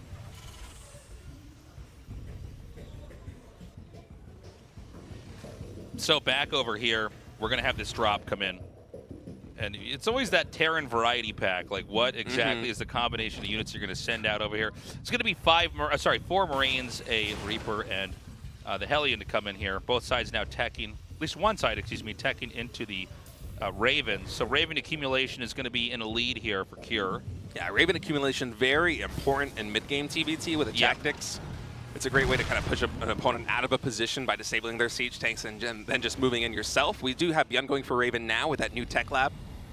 So he's going to be a little bit behind in terms of the Raven tempo, the energy gathering, interference matrix. All those timings will be behind here for ByuN. The advantage for him is that he has this dropship, but so far Kira's been buttoned up pretty tight. Hasn't really been an opportunity for ByuN to find any damage. And once interference matrix finishes here for Kira, it's going to be even harder, I think, for ByuN to really find an angle. I was surprised for Remote, who was going in with the medevac, but I think he's just trying to get a little bit more information with that speed boost. I think he's also, like, let's say there's just an SCV making a depot, he'll drop there and try to kill it or something. We've got the 3rd command center starting here for Cure just after the medevac has been driven away. Now the same is happening on the other side of the map here for ByuN. So both sides are developing, although it looks like Cure might come out on the map. Now he's got 2 Ravens. Yeah, Kira is gearing up for a push. He's already got reactor Vikings coming in, so it feels like everything here is telling me that Kira is going to have the superior air power, and ByuN doesn't realize that Kira is moving across the map. So he moves in with that medevac. He's like, I don't want to get interference matrixed. I don't want to potentially lose this to Vikings. Wait, I'm going to go back home. But Kira is the one pushing forward. ByuN missed an opportunity there in the main base because he doesn't know this push is on his door. Scan comes in. Keep in mind, we do have interference matrix on both of those Ravens. Oh, watch out. Still 9 seconds here for ByuN until that tech is unlocked. Siege tanks moving into the natural expansion. SCV is getting pulled. Interference matrix, no, it's instead going to be auto turrets. They get dropped here on the ground because the siege tanks are not sieged up. A lot of SCVs falling here for ByuN. The reinforcements actually came in and basically set up a 360 surround. 13 SCVs in total are going to fall here for ByuN. Cure will take a supply lead, but the army right now, it's much better for the Red Terran player. Yeah, ByuN definitely with more tanks is looking a little bit healthier. You can make some more SCVs and try to play catch-up, but losing those core units is a big deal. He's still got Marines, he's got his Ravens, he's got his tanks. The Ravens for Cure actually got home, right? Or were they killed? I think they died. I think they died in that fight. I think everything got clear. Oh, no, wait. Okay, that is Cure. Sorry, I got them both confused. Yeah, they did die in that fight. We only have one new Raven here for Cure. Yeah, so I mean, this counterattack here from ByuN could be really scary. He dealt with that so well. Just pulling the SCVs, also not sieging the siege tanks was very smart because obviously they're just going to get interference matrixed if that happens. But, you know, unsieged tanks actually have a lot of DPS. That Raven does get cleaned up. So there are no Ravens on the board now for Cure. I believe ByuN still has 2 in his arsenal. And now it's ByuN who's going to be aggressing Cure, at the very least containing Cure on these 2 bases. Will he go for it? Those are some juicy interference matrix targets. With that 3rd tank reinforcing, I think ByuN's going to play a little bit. Yeah, I think he wants to be careful. Right, a little bit more offensively. Just, you know, run into that and be killed off. One of the nice advantages that Cure has, despite not having the Ravens on the field is that he's been reactoring Vikings out for much of this time. So he is able to zone away the Air Force here for ByuN. A lot of TBT when it comes to these tactics. Interference matrix, of course, is important, but also his air superiority. Largely because the siege tanks, they can see further than they can, or they can shoot further than they can see. And being able to snipe units like Kjær is trying to do right now with these Vikings is huge. Liberator coming here to the natural expansion of ByuN. Don't know if ByuN's realized this just yet. Already SCVs are falling. Now the SCV is getting pulled. Oh, another Liberator in the main base. I completely missed that. This is huge, Tasteless. Mining completely stopping at both these bases. Look at the income at the bottom of the screen. Down to 900 minerals a minute here for ByuN and dropping. 10 SCVs falling. I don't even know if these Marines are able to clean this up easily. Yeah. It's going to take the Vikings. I mean, that killed a lot of Marines back there, too. Let's not forget, ByuN lost a lot of SCVs to that initial push. He had more standing army after the fact, but Kjær has had enough time that he's been able to basically recharge back at home. He now has not only a worker lead, but an army supply lead. And Kjær, he's going to try and defend. Interference Matrix now coming in. Ravens getting focus fire down by the Vikings. Going to force these auto turrets to get dropped here on the low ground. Siege Tank's able to clean up most of the army here. Oh ByuN, my God. the engagement was going better for him, but with the Vikings landing, he is getting cleaned up. And now Kjær almost doubling the army supply of ByuN. I mean, Kjær just has better decision-making here. Wow. That was beautiful. And I think this counterattack is going to force a liftoff here on the third base. And keep in mind, there's a lot of Vikings present. You know, he could end up trying to snipe that command center. So this is very, very difficult to play here. The air superiority just massive here for Kjær. ByuN is down, like, what, 40, 50 supply? We might be in the twilight of this game, Tasteless. I think Kjær is in such a commanding position. It's going to take a miracle defense for ByuN to be able to survive this. You can see him just trying to inch his way backwards. Desperately repairing this command center. Once it reaches the no man's zone, okay, forget that entirely. ByuN is going to try and break through right now. Raven charging in, not able to cast its spells. I mean, ByuN, it's about as good an engagement as he could possibly hope for, but Kjær just has too much on the high ground. Scan confirms what Kjær is suspecting, that ByuN does not have a lot left in the tank, and I think Kjær is going to be joining Hero in the round of 4. GG is called. Wow.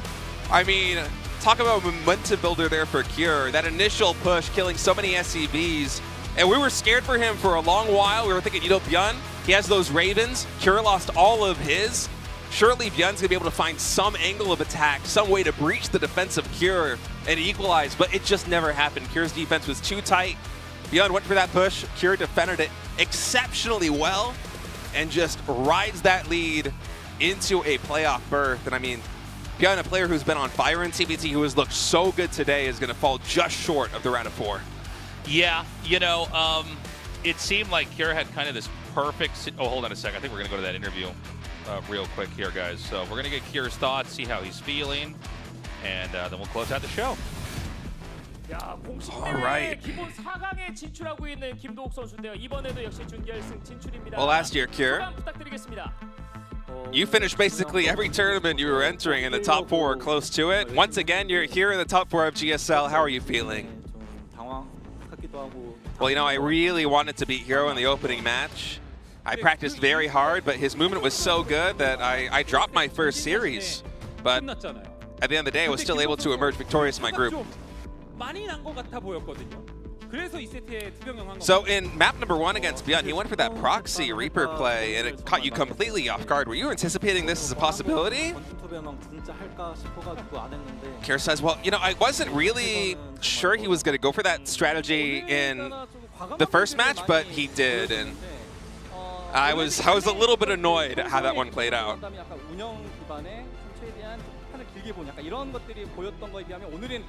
Well, usually we see a lot of macro play from you, Kjær, but today it seemed like you were a lot more aggressive. You had a lot more of a tactical, aggressive play style. Tell us about that.